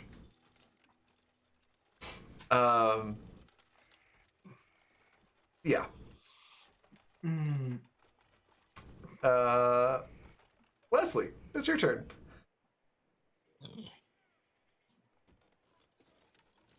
It smells horrible right now.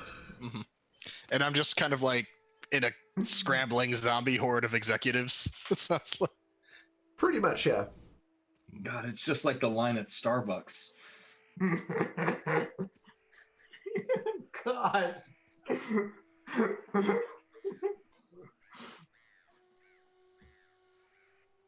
Okay. Yep. I'll just if I get, I'll just swing back around with the chainsaw, just like, per our contract, all Barks executives are fair game for murdering. If you would no longer like to be a Barks representative, I suggest you put in your resignation yesterday. Your sleeves are goes- your life. So one of them goes, I'll resign. Yesterday. And then after hearing your sleeves are your life, one of them just like rips their sleeves off. So like, I don't have sleeves. He shows potential. He's good. He's good. We'll consider his fate last. God. All right. So what are you doing about this threat now? What are you doing to follow up on it? I guess anybody that's still swarming at me, I'm just swinging to clear a little bit of a swath. Okay. Go ahead and roll weird. I'm assuming you reactivate your chainsaw. Yes. Groovy. Groovy. All right. As you say that, it sputters back to life, and with a 10, you take a couple of we'll call them white shirts in this case. Faceless, nameless executives that are just cannon fodder. You take a couple of them out. It's a bloody, very messy mess. You are just drenched in blood, and you look absolutely psychotic.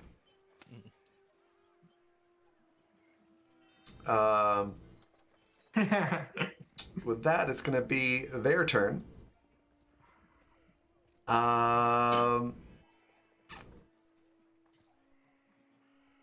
This isn't as fun as I expected. Don't more of you have laser guns? I'm gonna say that one more tears off their sleeves, and the sleeveless ones are sort of cowering underneath part of the conference table, and the rest are just picking themselves up and charging at you again, Wesley, because you're the one with the weapon. So go ahead and roll tough to deal with the mob that's assaulting you.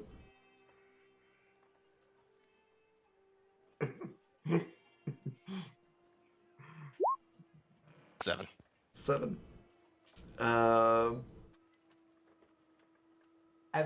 That's a mixed success.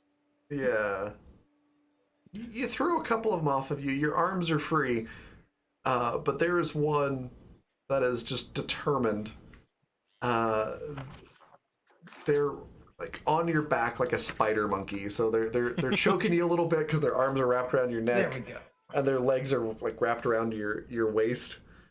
And they're just holding on as hard as they can, trying to take you down, even though they're not being that effective. But you're off balance and a little bit slowed. Got it. There's also some shouting coming from the hallway now. And you hear some guns firing as Merc and Wesley, you're both being shot at by security out in the hallway. So let me have you both roll tough again. How are they? Wait, are they shooting through the firewall? 8. Mm-hmm. An 8.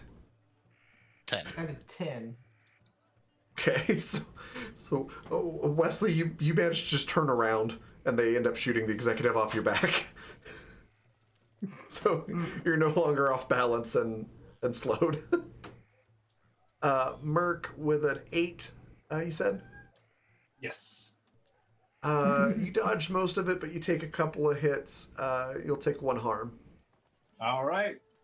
0. Nice. And then it's going to be your turn. Cool. I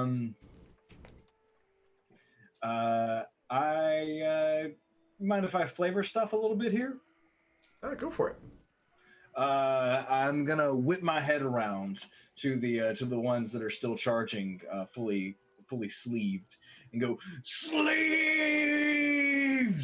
And as I scream, the bullets that were close to hitting me stop. This is why I took no harm.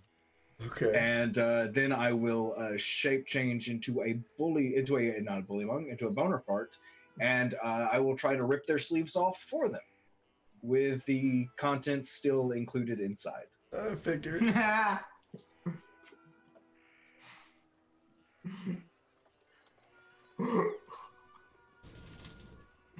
So is that just a weird or a weird into tough? Or just a tough? Let's just call this a tough. Alrighty. Yeah. An 8. 10. So you dislocate some shoulders, and you get their sleeves, but their arms are still attached. Ah, But you do get their sleeves, and the people are freaking out, just like, why does he hate sleeves? obvious answers get obvious questions. Paige, there's a bunch of security on the other side of your firewall. There's still some executives in the room. I'm going to. You know what? I'm going to shoot a fire missile at the security guards. Okay. Oh, finally. 12? No. I'm gonna guess that's a low roll. I got a 5 plus 5. 2. It's still a 7. Darn, I still don't get experience. Oh, let's see if we can fix that. That's a 4. So that's a 7 minus 4. That's gonna drop you down to a 3. Yes! I get experience. And the You fire get an spreads. experience. Oh, but I have to do the. Do I not be able to use magic anymore for the rest of the session, or do I want to do the thing where I pick all the glitches except for one? Let's see. What are the I think glitches? important question to consider there is: our portal out still open, or do you need to make that Oh. at some point? Oh, I do need to make that. Okay, so I'm gonna pick all the glitches except for one. Let's see. Which one are you gonna avoid? I'm going to avoid the last one, which is it has a problematic side effect. So I put all of the glitches in the Zoom chat. Okay. So everyone but that last one. Okay. The effect is weakened. It has a short duration. I take 1 harm, ignore armor. And the magic draws immediate unwelcome attention, which I think is a Okay. given. So the security calls for reinforcements, and now they're all focused on you. You do take the 1 harm. Instead of it being like a fire blast, it's like a fire flash. And it kind of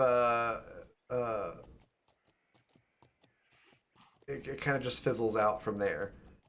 And doesn't really have any effect other than hurting you. And yeah, now there's even more security coming up. With that, Wesley, Right. your turn. We've got a small collection of like voluntarily sleeveless folk now, right? Yes, nobody's left without sleeves. Okay, I will take the ones that were first to convert to the sleeveless order, and I will offer them. I will take a jug of one of my jugs of moonshine, take a sip, and pass it to them. Just like, drink, new friends. Tell me how. What is the best manner to burn this place to the ground? So they both take a drink, and as each one does, their faces just sort of contort like they just drank Everclear, basically. And smooth. And like I don't know. Maybe the mail room. There's a lot of paper there. It's in the basement. I mean, other than that, I think anywhere else would be about as flammable as any other spot. I think it's a great time for me to retire. Anyways, the stress of this job is just too high. No, you can offer.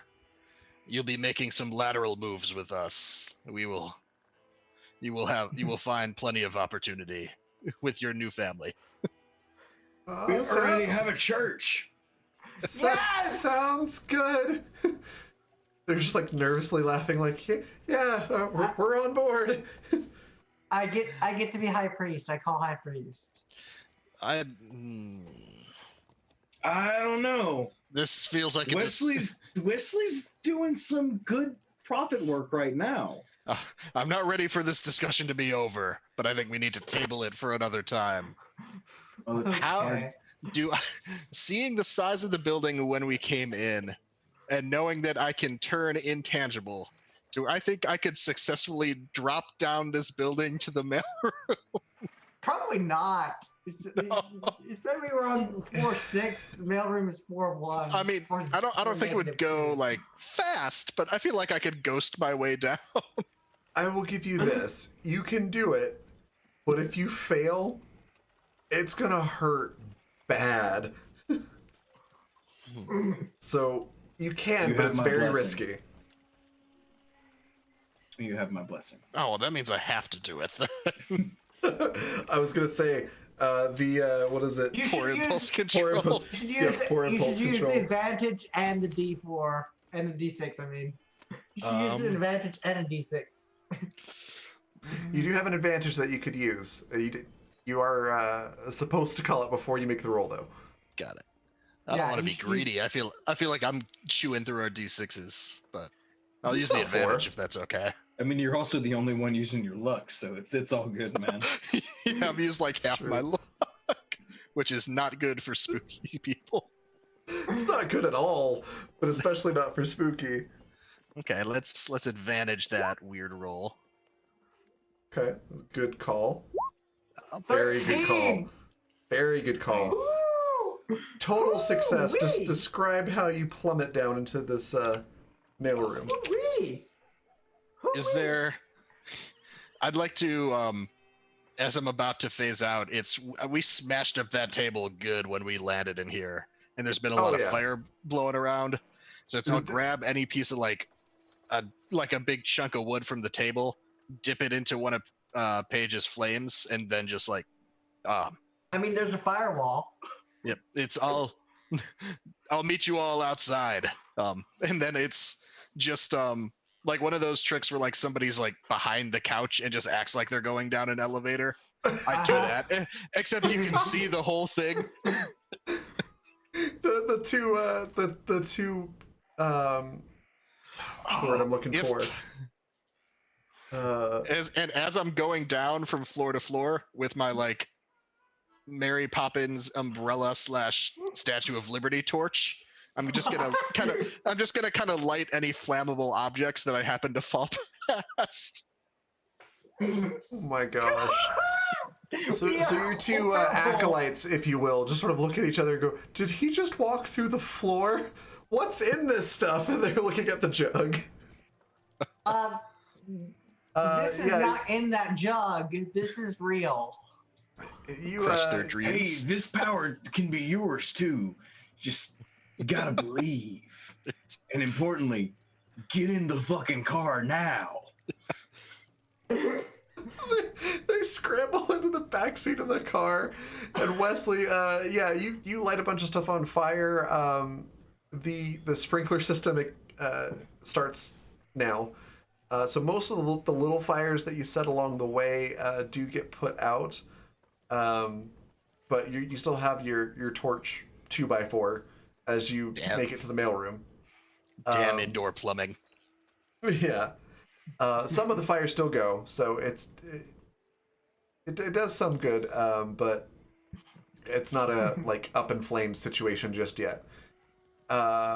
Merc, I'd say. Oh no, we got to give the executives and the security team their turn. So the executives that are left, yes, we do. The executives that are left that did not scramble into the back of the car are like, can we join too? Lose the Take off your sleeves. sleeves. All of their sleeves are gone already. Yes. Either through ripping them off themselves or your boner fart almost ripping their arms off with it. They're like, okay, so they all pile into the car. There's like half a dozen people in total. Yes. Church is growing. Church is growing.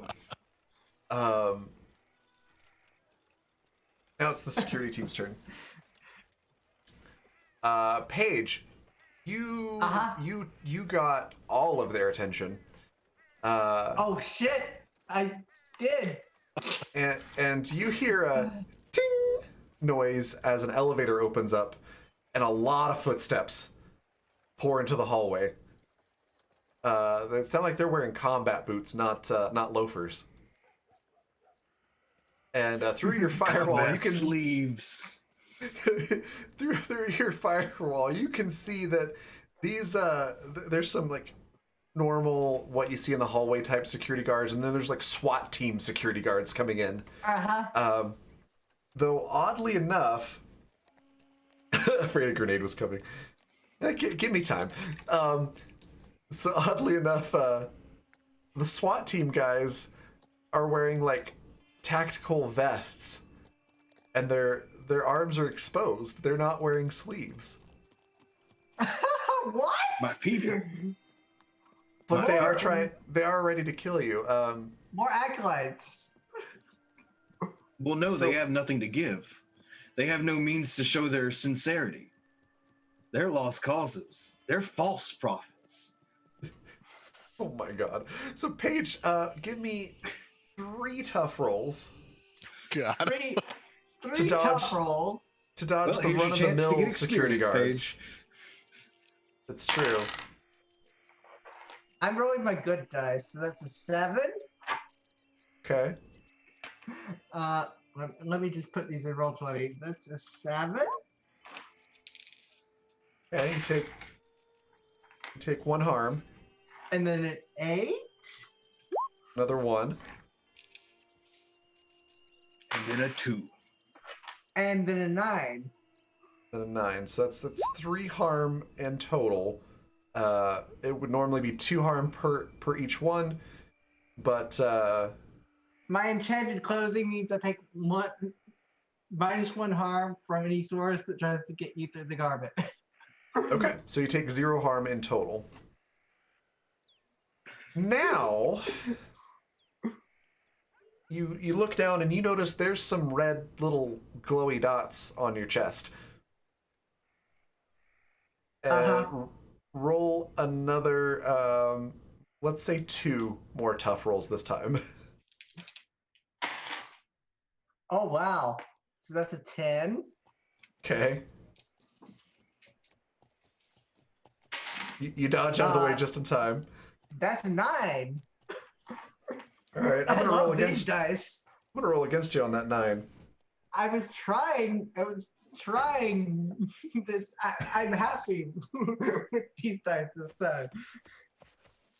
I got a 6, which makes your 9 a 3. I get experience though. You do get experience. It is an the experience. of getting shot in the chest, which is I've heard is a hell of an experience. with an SMG. So there's like a 3-round pa pa pa, and all 3 of them hit you. Is it a near-death experience? It's gonna be I'm trying to figure out what it would be compared to all the other weapons that we've used so far. We'll call that 4 harm. Reduced to 3. Yeah, so you take 3 harm. You've got 3 bullet wounds now. Mm-hmm. And that's gonna be their turn. So then it'll be Merc's turn. Paige, get in the truck. Get in the truck. Put it Yeah. in drive. Of course. Oh, shit, you're dying. Don't. I'm not And dying. he'll reach back into the truck and pull out Philip and go, "Hello, my friend. Once again, you and I come out to play. Let's give these guys a hard time." Oh my god.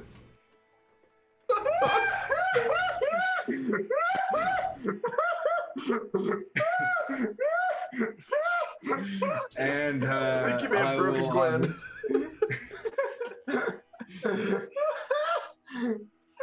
and I will fire into the group. All right. Go ahead and roll tough.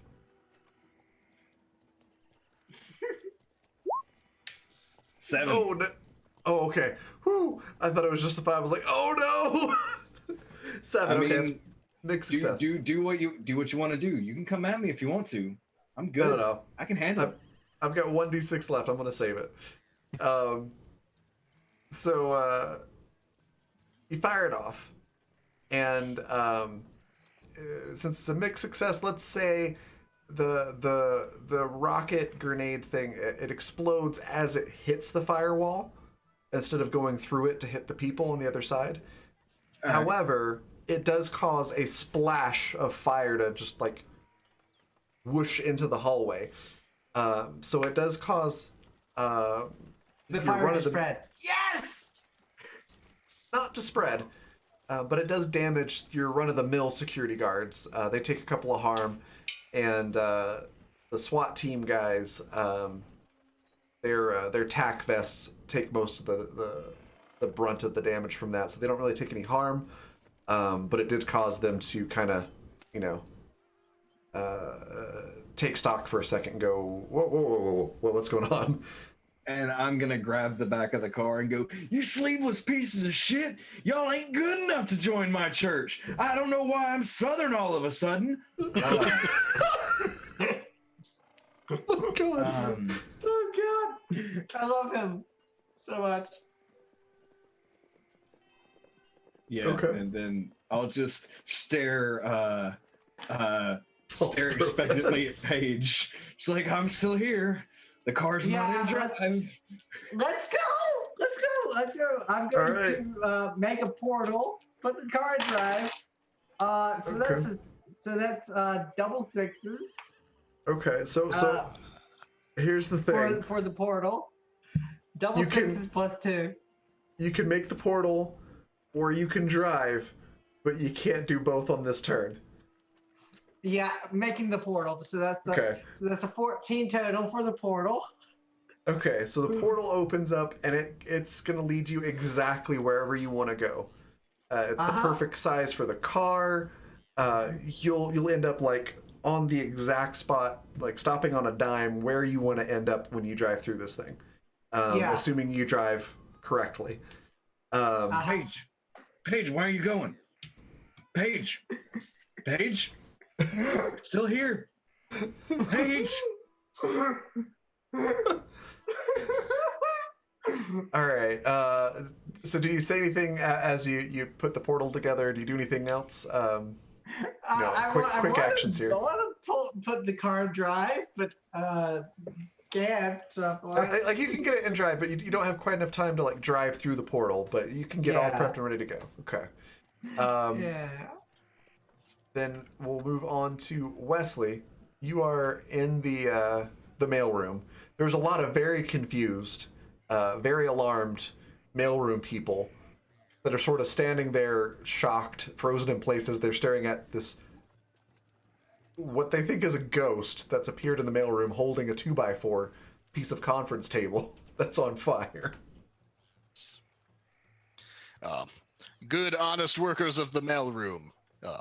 This building will be burning down imminently. I suggest you run and pull the fire alarm so that the other good workers can leave as well.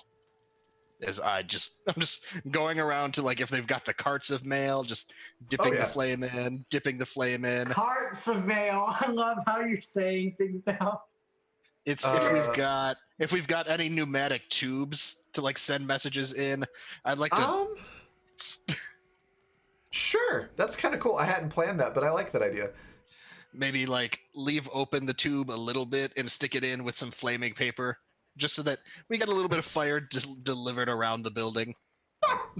Sure. And then just lighting things with one hand, and they're just waving people out the door with the other. Okay. Go ahead and roll.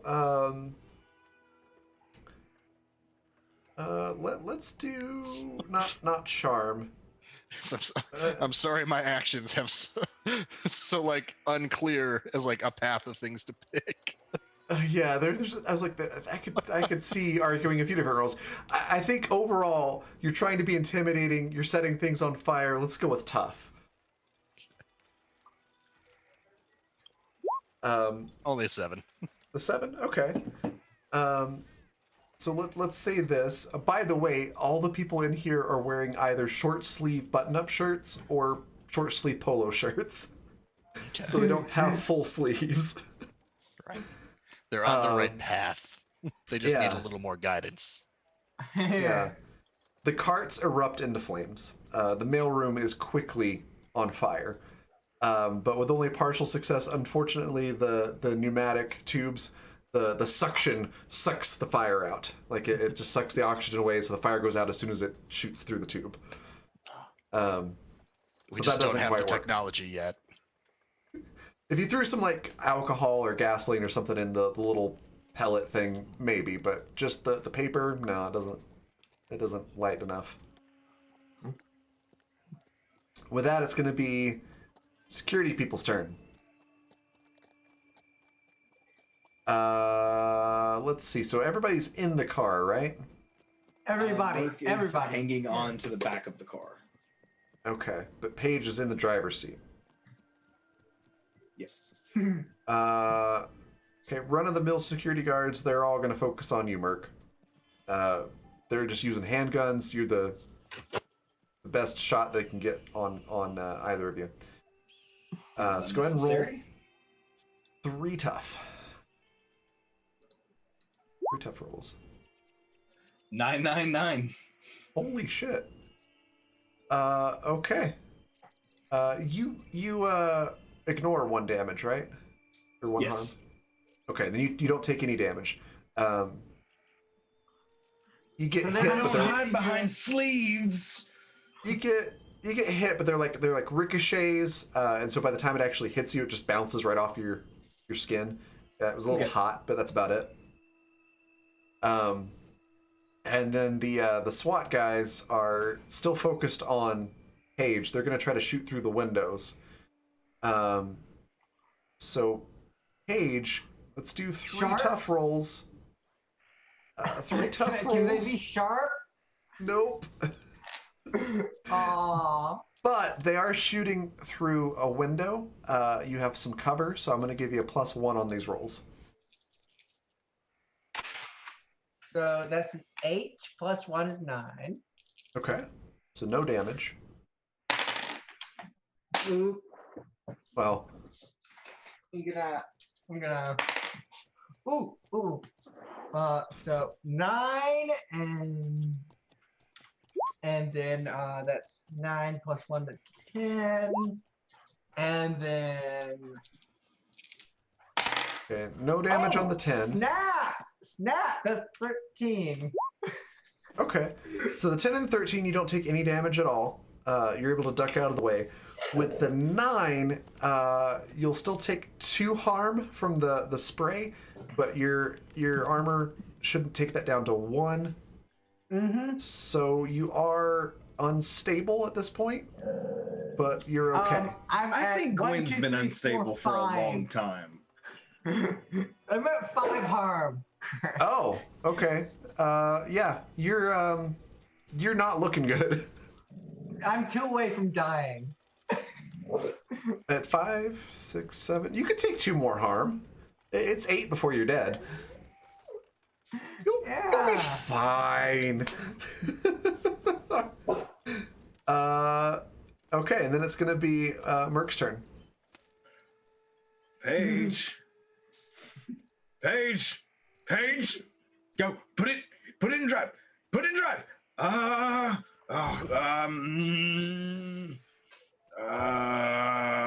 Yeah, I'm just going to roll the shot. The rocket launcher is slow, right? So I can't fire again this turn. Yeah, you'd have to reload it this turn. Whew. Is there a we're gonna get creative here. Is, just in the general maintenance of things, that would be near the back of the car. I don't suppose there's like an oil funnel, is there? Oil funnel? Yeah, a thing you would use to pour oil down in the engine. Probably not like super accessible, but I'm really curious to see what you're gonna do with this. So let's say sure. In all the hustle and the bustle, it's been knocked loose out of its container and is just lying loose in the back of the car. You're able to reach down and grab it. I'm going to use the oil funnel, and I'm going to use the narrow stream to vomit again. At the firewall, I'm assuming? Uh-huh. That's some extreme projectile vomiting, but go for it. Yeah, it's some real exorcist shit. That's Use a D6. Come on. That's gonna be weird for Make sure.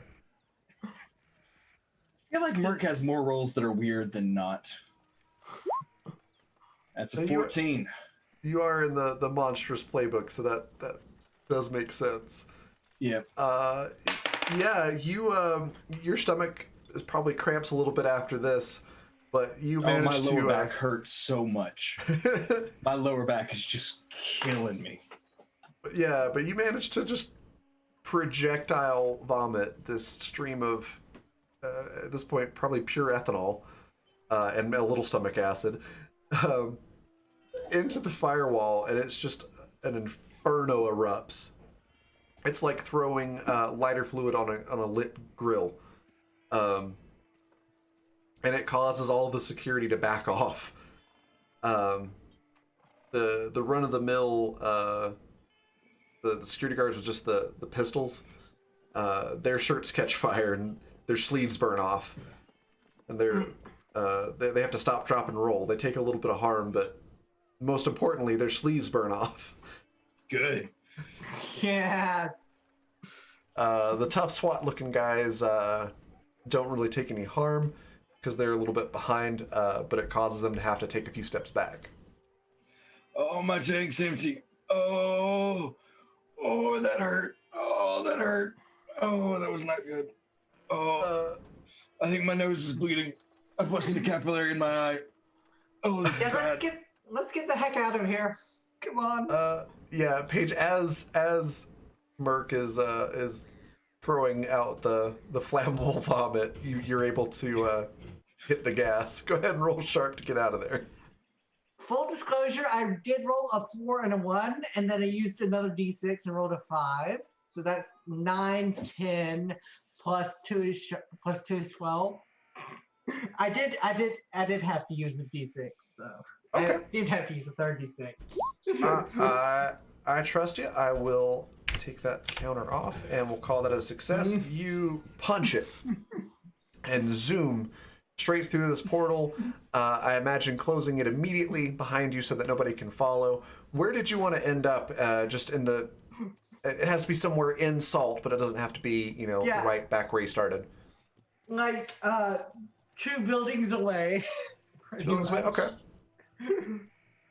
Awesome. So you drive through this portal, and you show up parked right next to like the office suite food truck, and they're selling. They've got a special on tacos and quesadillas. Yes. Their specialty is listed as the chimichanga. Ooh. I want a non-meat chimichanga. Okay. Oh, they're looking at you pretty bewildered at the moment. There's sort of somebody that's just standing there with a spatula. They're getting ready to flip something, and they're just holding the spatula with under this food that they were getting ready to flip, staring at you with their jaw dropped. Yeah, just beans and cheese and tortilla, please.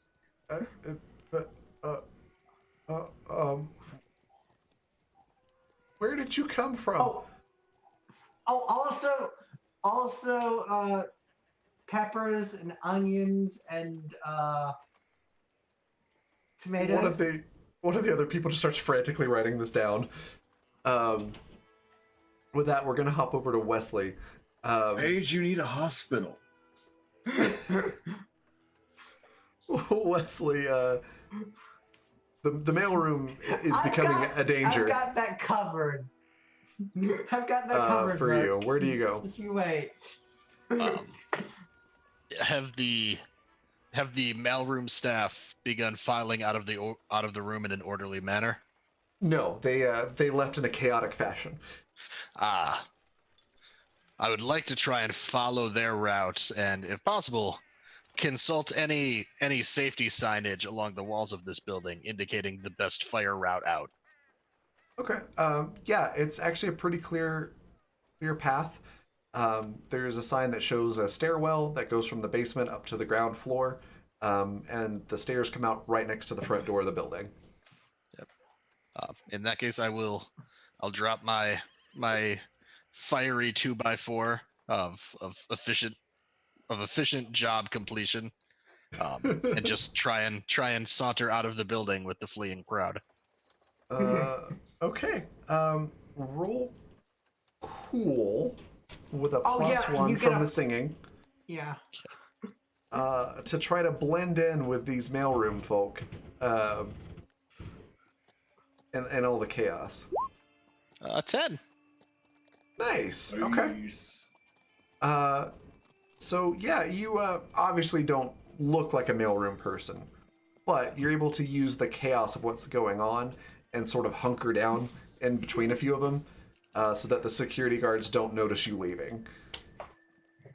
And you're able to get out of the building just fine. It's as I'm like hunkering down between them, I'll just, are you looking for work now?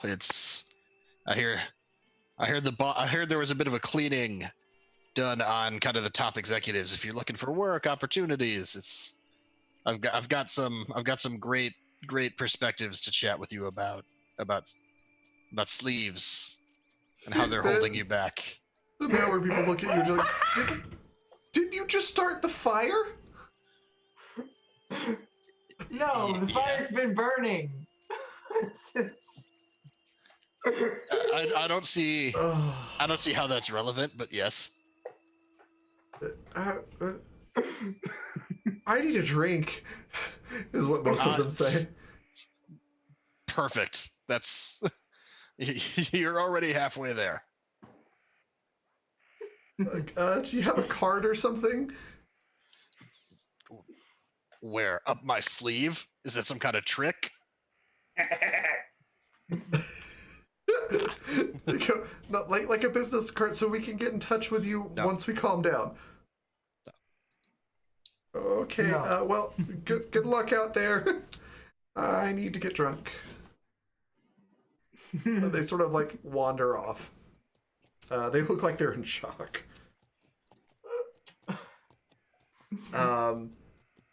We're gonna go out of turn order. Wesley, you can kind of see off in the distance the Hummer.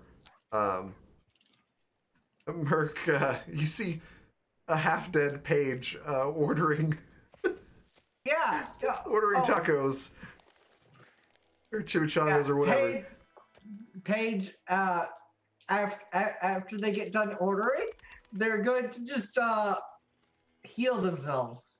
Actually, Paige, I'm concerned about you, and I feel like I'm already a mother to so many. I feel like I need to become your mother as well. Let me heal you. That's a 12 on weird, and it says on a 12 plus, the keeper can actually give you an extra benefit. So can I heal 2 harm instead of just 1? I'll give you an option. You can heal 2 instead of 1 and have bullet scars, or you can heal 1 and have no scars. I'm keeping the scars and healing 2. Okay. So you heal 2, but you definitely have scars where the bullets hit you. And my order gets delivered, and I eat the chimichanga. It takes them a little bit. They ask you for $10. Gladly. Okay, so they take the money. They hand you the chimichanga. They're still wide-eyed, staring at you like, what the hell's going on? But they just sort of robotically going through the motions because they've done this, for years. So it's sort of on autopilot. You needn't worry what's going on. Just know that the Church of Merc is looking for new recruits. Behold, a testament to my power. And I'm gonna try to heal Paige as well. Okay. So use magic is just a weird roll, what? Right? Yeah, it's just Yeah. a weird roll. Oh Oh. no. Oh no. So that's a 7 on a no. 7 to 9. Still a 7. Still a 7. Ah. But the Whoa! keeper picks a glitch. The Still a keeper 7. picks a glitch. So you get to pick one of the glitches. The glitches are in the Zoom chat. Unless the keeper uses that D6. I'm tempted. I mean, Merc, you could use a D6. You know what? No, I'm not gonna use it. I'm gonna do the unintended side effect. So how much would it normally heal if you had a full success? Heal one. what? One? One harm. Okay, so you heal 1 harm, but there is an unintended side effect.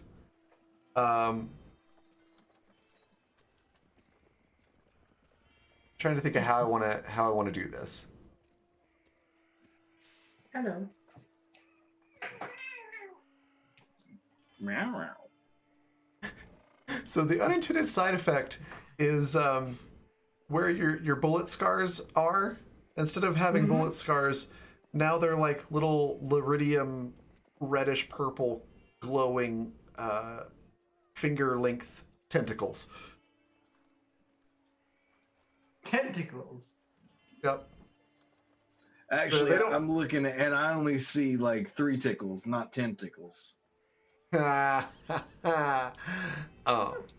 They're not really big enough to do anything. They don't harm you. They don't really help you, but they look really weird. They're purely decorative. Yeah. Vestigial. Merc. Merc. You know, fair point. That was the first time I tried that. I But hey, you didn't die. So, like, Church of Merc, we'll give you tentacles. Yeah, what he said. Yeah, they're still just staring at you like.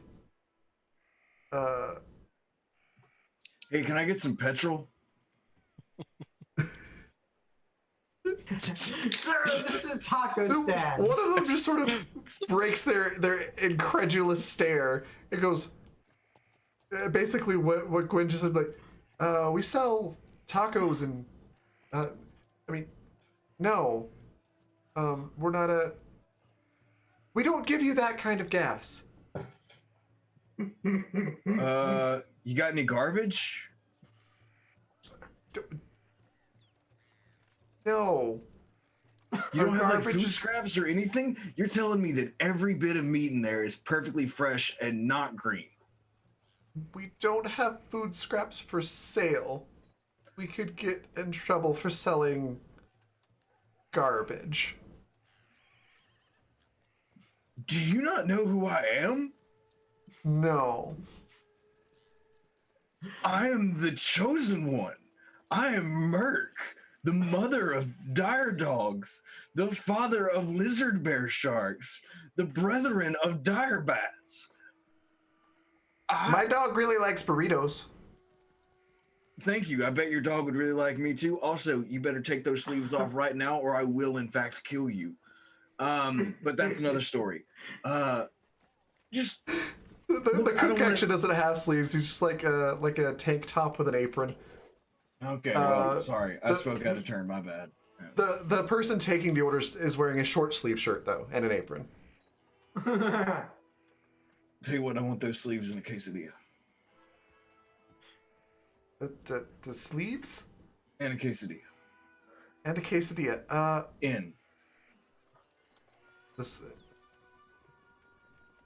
a sleeveadilla. that'll be $20. No.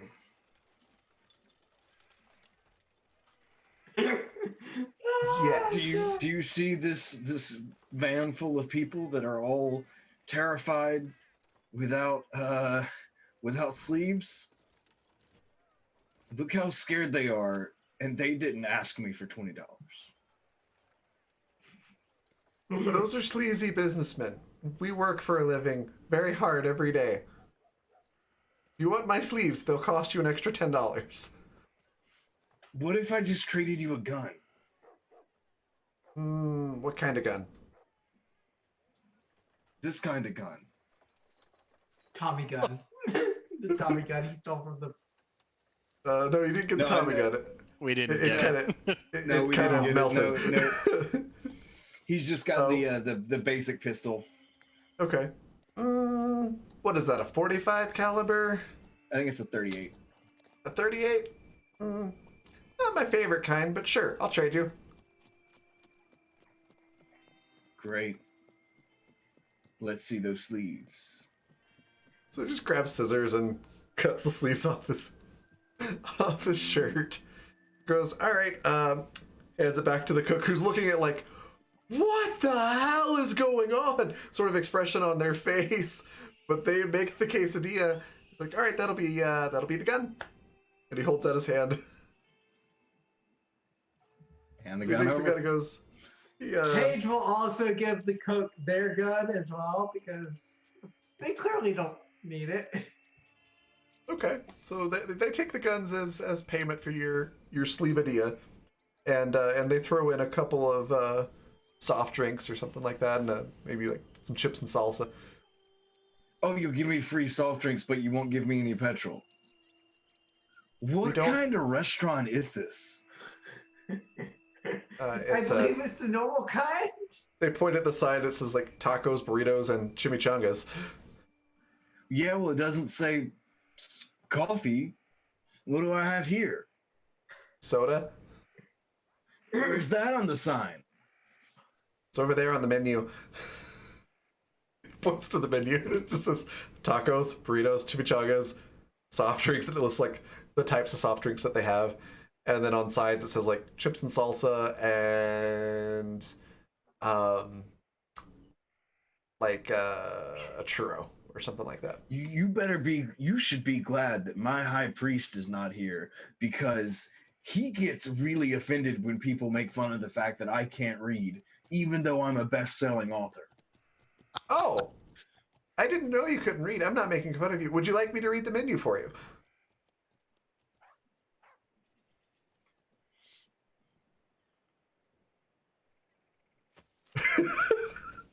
I feel like I've lost, and I don't like this. I don't enjoy this at all. We all lose things from time to time. You have to pick your battles. I understand. Life on Calamity is hard, but we offer good food, and if you need somebody to read the menu for you, I will read the menu for you. There's no shame in it. Well, that's really nice. I really appreciate you doing that for me.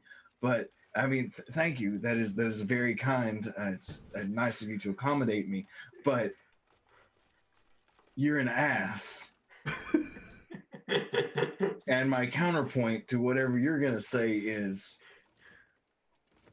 I don't listen to things that come out of asses. So, no. All right. Well, enjoy your food. Wesley! Wesley! Paige is chowing down. I'm You're like, very much able to be there by now. Yeah, I've kind of walked back up to the truck and just grabbed my jug, whatever's left of my jug of moonshine from the scared new initiates. Uh-huh. I'm just drinking that, since food is a luxury Wesley cannot currently afford. There is the free chips and salsa, probably I imagine sitting on the hood of the car maybe or something like that. Yeah, the giant thing of chips and salsa. I'll grab the jug, I'll spike the salsa with a bit of moonshine, and I'll start eating. Okay. As you're eating, there is an explosion in the building, the Barks building, on one of the floors. Some of the windows sort of explode out, and you can see that more flames are starting to grow inside the building. I wonder if this has been a weird one. I don't know if that's the right amount of exploding for this building or too much exploding. Does it feel like? It feels to me like not enough exploding. Does it feel like a little much to anybody? The cashier kind of leans over, tilts his head, and goes, "Well, I mean, are you going for total destruction or just spicy?" Specifically, not total destruction. I'd say you're somewhere around a mild to a medium fire. Might give it time. I'm sure it'll that's grow. right. These buildings are all salt. They're not gonna burn. Well, probably not the outside, no, but the insides will. I wonder if we can talk to the realtor about establishing a church. Are churches tax exempt here? I don't think they do taxes here. So the cashier goes, yeah, technically yes, though they do try to get you with loopholes quite a bit. I mean, our food truck here is technically a church.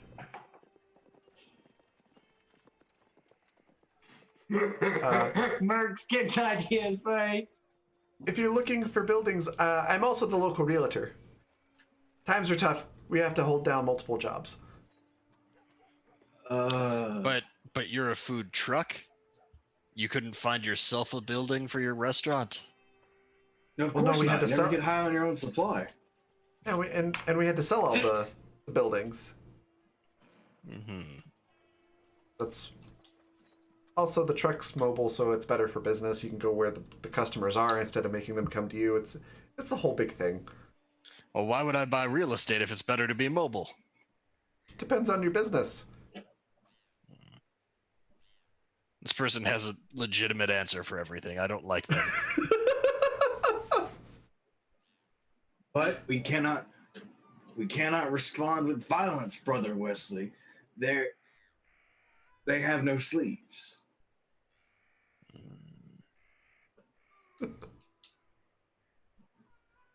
They do honest work.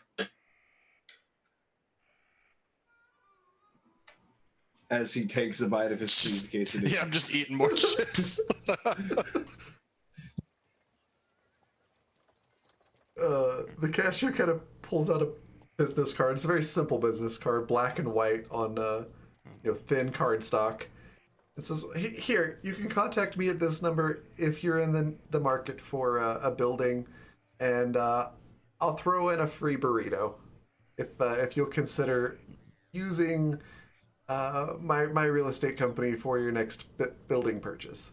And, Hey, do you need anybody evicted? We're pretty good at that.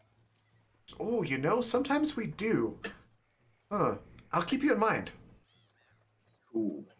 Just make sure you wait. don't hurt the building. Just the Yeah. building is. Yeah, because that would not be as fun because I like burning things. Burn whatever you want Wesley, did outside the your suit page has property. tentacles? Oh, that's what? Why? What? Why? What? I'm going to burn them off as soon as possible. What? My What? magic. That doesn't help. That does not make this Healing What? hands. Healing hands. I mean, they're Weren't you just green too? What is happening here? some people do tend to like tentacles. I hear there's a special market for that. Cephalopodophilia. These aren't those type of tentacles. Are you sure? Because it sounded like Yes, I'm sure. Purely decorative. Aw. So the cashier goes, "Well, I appreciate you dropping by and the business. if you could just pull your very fine vehicle around to the other side, and that way we can we're not blocking off, the line. I'd appreciate it. Yeah, I'm gonna drive back to where we started, to Daryl. Was that a crack about our car? No, it's an Yeah. honest compliment. That car has a lot of character. You drive down the street and people know you're not afraid of anything. Okay. No, we're not. Not really. Okay. You will So- go on the wow. good list. Oh, pleased to hear it. I got double sixes again, so that's a 14 for sharp to drive Okay. the car. You drive the car perfectly. No issues at all going back to Daryl. As These you two are for when I want to do stuff. as you approach, same deal. Laying in the lawn chair, shades on. Looks exactly the same as before. What do you say? Oh, we did it. I want my $1,000 now. Lifts his shades up a little bit and squints at you. Goes, I want a pony, but that ain't gonna happen. Who are you? You told us to. They're Singe Mark. That's the name. Singe Mark. Yes. Doesn't ring a bell. I signed a contract. I want my money. Oh, you did a contract. Okay. Let me see what we got here. Pulls out the folder, starts shuffling through the It papers. was under A for arson. Arson. Oh, okay. Huh. Oh yeah, here we go. Here's one for arson. Are you Merc? Yep. Okay. And he seems to have absolutely no memory of any of you, but he does have the contract. He goes, okay, well, yeah, everything looks like it's in order. Hold on, let me check. And he pulls out the sort of like futuristic looking cell phone and calls over to Salt. Uh-huh. All right. Yeah, I'm checking to see if anything's going on. Which building's on fire? Okay, perfect. I mean, that's a shame. Sorry to hear that. Wrong number. Bye. Hangs it up. Goes, yep. Sounds like the building's on fire. Good job. You can finally take this one out of the folder.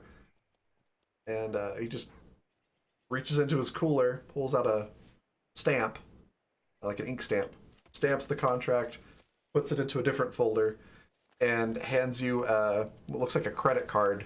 It has $1,000 on it. It says, there you Paige go. whispers into Daryl's ear. Oh, you know those that all those people in the back? They're executives from that building we burned. Just in case you wanted to do something. Who are you saying this to? Whispering it in Daryl's ear. I mean, I'm not sure what you're talking about. I mean, what you consenting adults do in the privacy of your own vehicle, I'm not here to judge. And it really seems that he has no recollection of who you are, what you discussed, or anything other than the fact that you completed this contract. Okay. Hey, how about a little something special thank you for us completing that job, huh? All right. How about $1,000? And Paige 3 hands crazy you the credit straws. card. What did you say, Zan? And 3 crazy straws. 3 crazy straws. And sure, if I had some crazy straws, I'd Oh, they're in the cooler I'd next keep to your beard off lights. beard off lights. It was nope, no crazy straws in there. Maybe you were talking to somebody else. Is your Before? name Daryl? It is. Oh, You have. you know, Is there an? I bet you were talking to my other brother, Daryl. We come from a big family. It was, How many Daryls are there? we were octuplets, so there's 8 of us. I want to see that family photo. He I feel like it would get really repetitive. reaches into his shirt pocket, pulls out a folded old picture of a bunch of looks like they're probably 15 maybe, and yeah, there's 8 just identical Daryls in the picture. He's like, "Yep, these are my brothers." That is cool. That is Seems really fake. cool. He just sort of Fake shrugs, news. pulls the picture back up, sticks it in his shirt pocket. He's like, "All right, well." I feel like at least 1 or 2 of those was just copy and pasted. He just sort of shrugs. He's like, "Well, there's 8 of us." Mm. All right, well, we've got our cash. Let's get some supplies, and brother Wesley, how do you say we take these folks back to our chapel? Yes, yes. And then we can have party. We can have a party. Pork rinds on the house. Well, not on the house. Yes. On the card. So that's $1,000 split 3 ways, right? Well, I mean, of course, the party expenses are going to have to come before we take our splits. Everybody's going to enjoy the I'm party. just gonna take 300 and leave the rest to you two.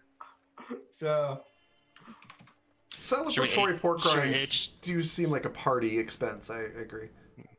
Should we each take 300 and spend $100 on party supplies, just to keep Yep. things even, Sure. easy?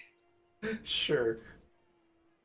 Hey, look, y'all are going to be living in this room for a kind of a long time. If y'all have got money, now is the chance to spend it, because I feel like the vending machines that were in there are not going to be in there when we get back. Where? I'm telling this to our alarm the to our base before we congregation. left.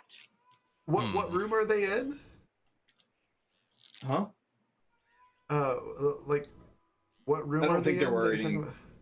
I don't think there were any vending machines. I was So- talking to the people in our car. Okay. We're going to take them back to the chapel. Right. Where's the Which is- chapel? Which is Oh, the that's our base. hideout. The puppy playroom? Yeah, it's the puppy playroom. Oh, okay. You're going back there. Gotcha. Mm-hmm. Yeah. There's no vending rooms. Okay.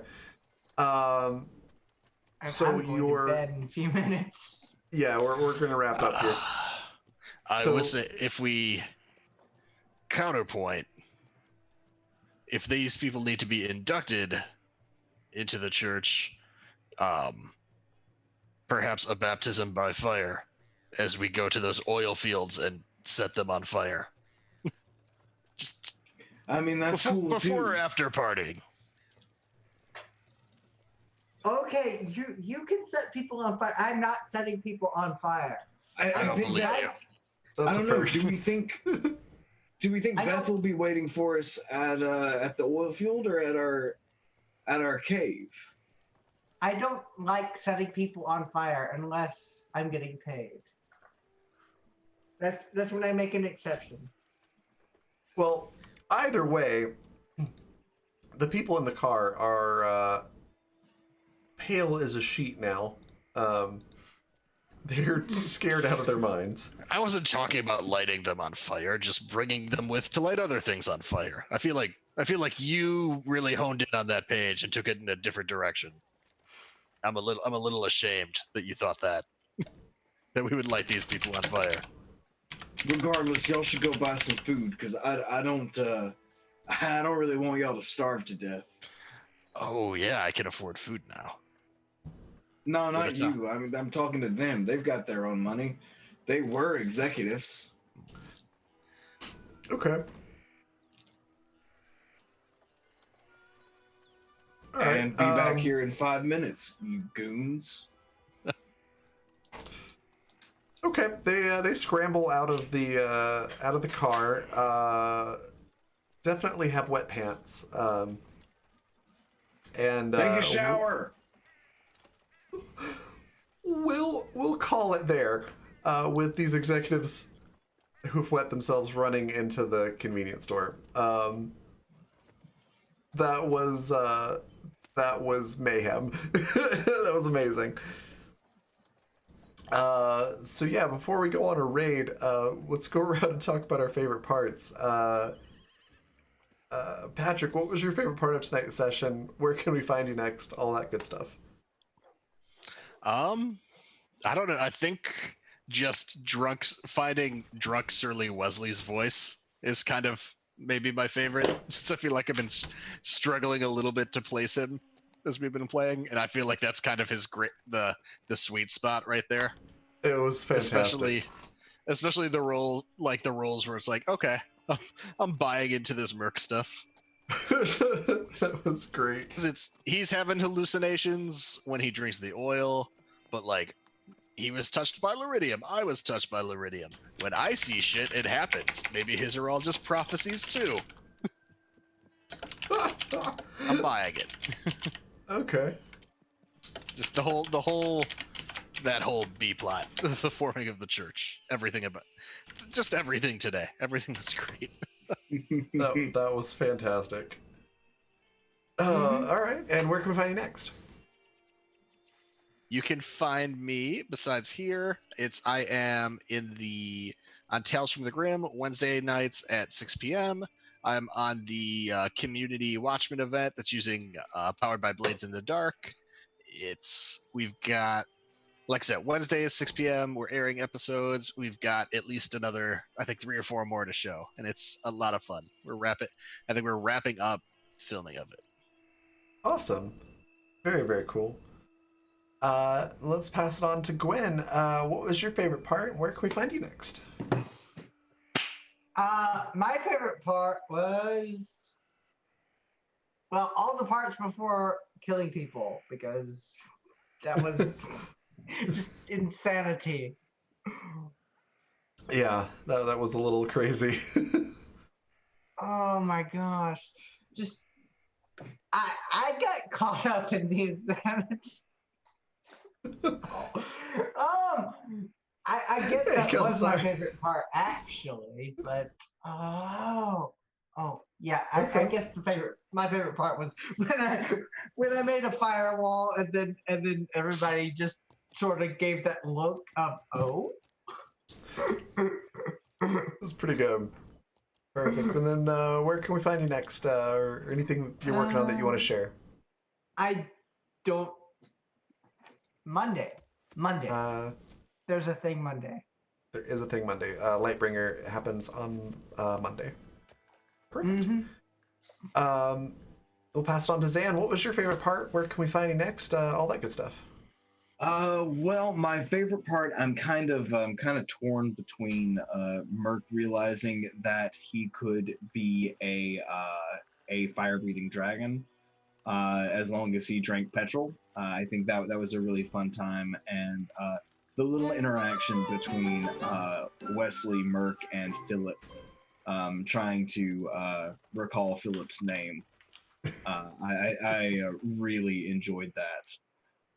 And yeah, so you can catch me on Twitter at InsanityTTRPG right there, and at InsanityGaming.com. And for the next 2 days, I have a special offer going on my Patreon. So for any new and upgrading patrons, I will make you a custom like Pathfinder or 5th edition D&D or Powered by the Apocalypse class or playbook or race based on your request. And at the end of the event, I will be releasing them all for free for everybody who wants to take a gander at it. And that ends on the 14th, on Valentine's Day. Okay. Awesome. My favorite part, there's a lot about it that was just really great. Seeing like somewhat inebriated Wesley was really fun. The whole Church of Merc thing that sort of started kind of as a joke, it is rapidly becoming a subplot, is was great. And then Paige just setting everything on fire on purpose this time was fantastic. Uh-huh. On my end, I really enjoyed playing the food truck people. The cashier was just great. It was fun because he's like, "No, I'm not intimidated.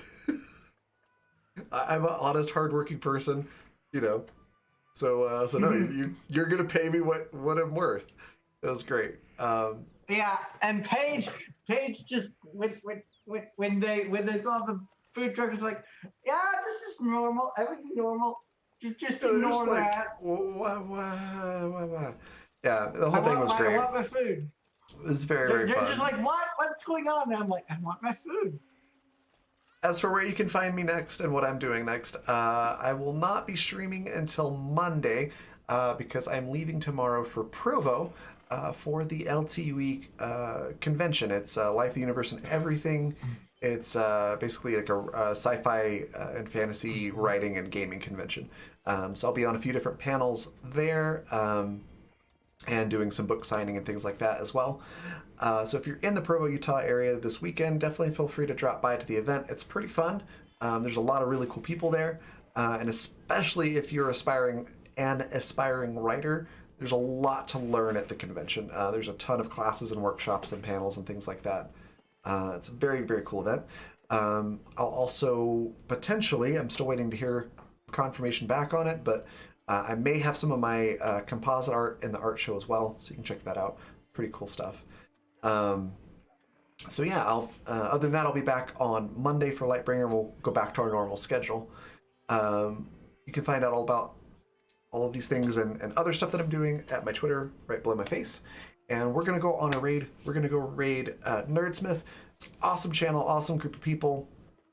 Definitely give them a follow if you're not doing so already. And then here is our raid cry.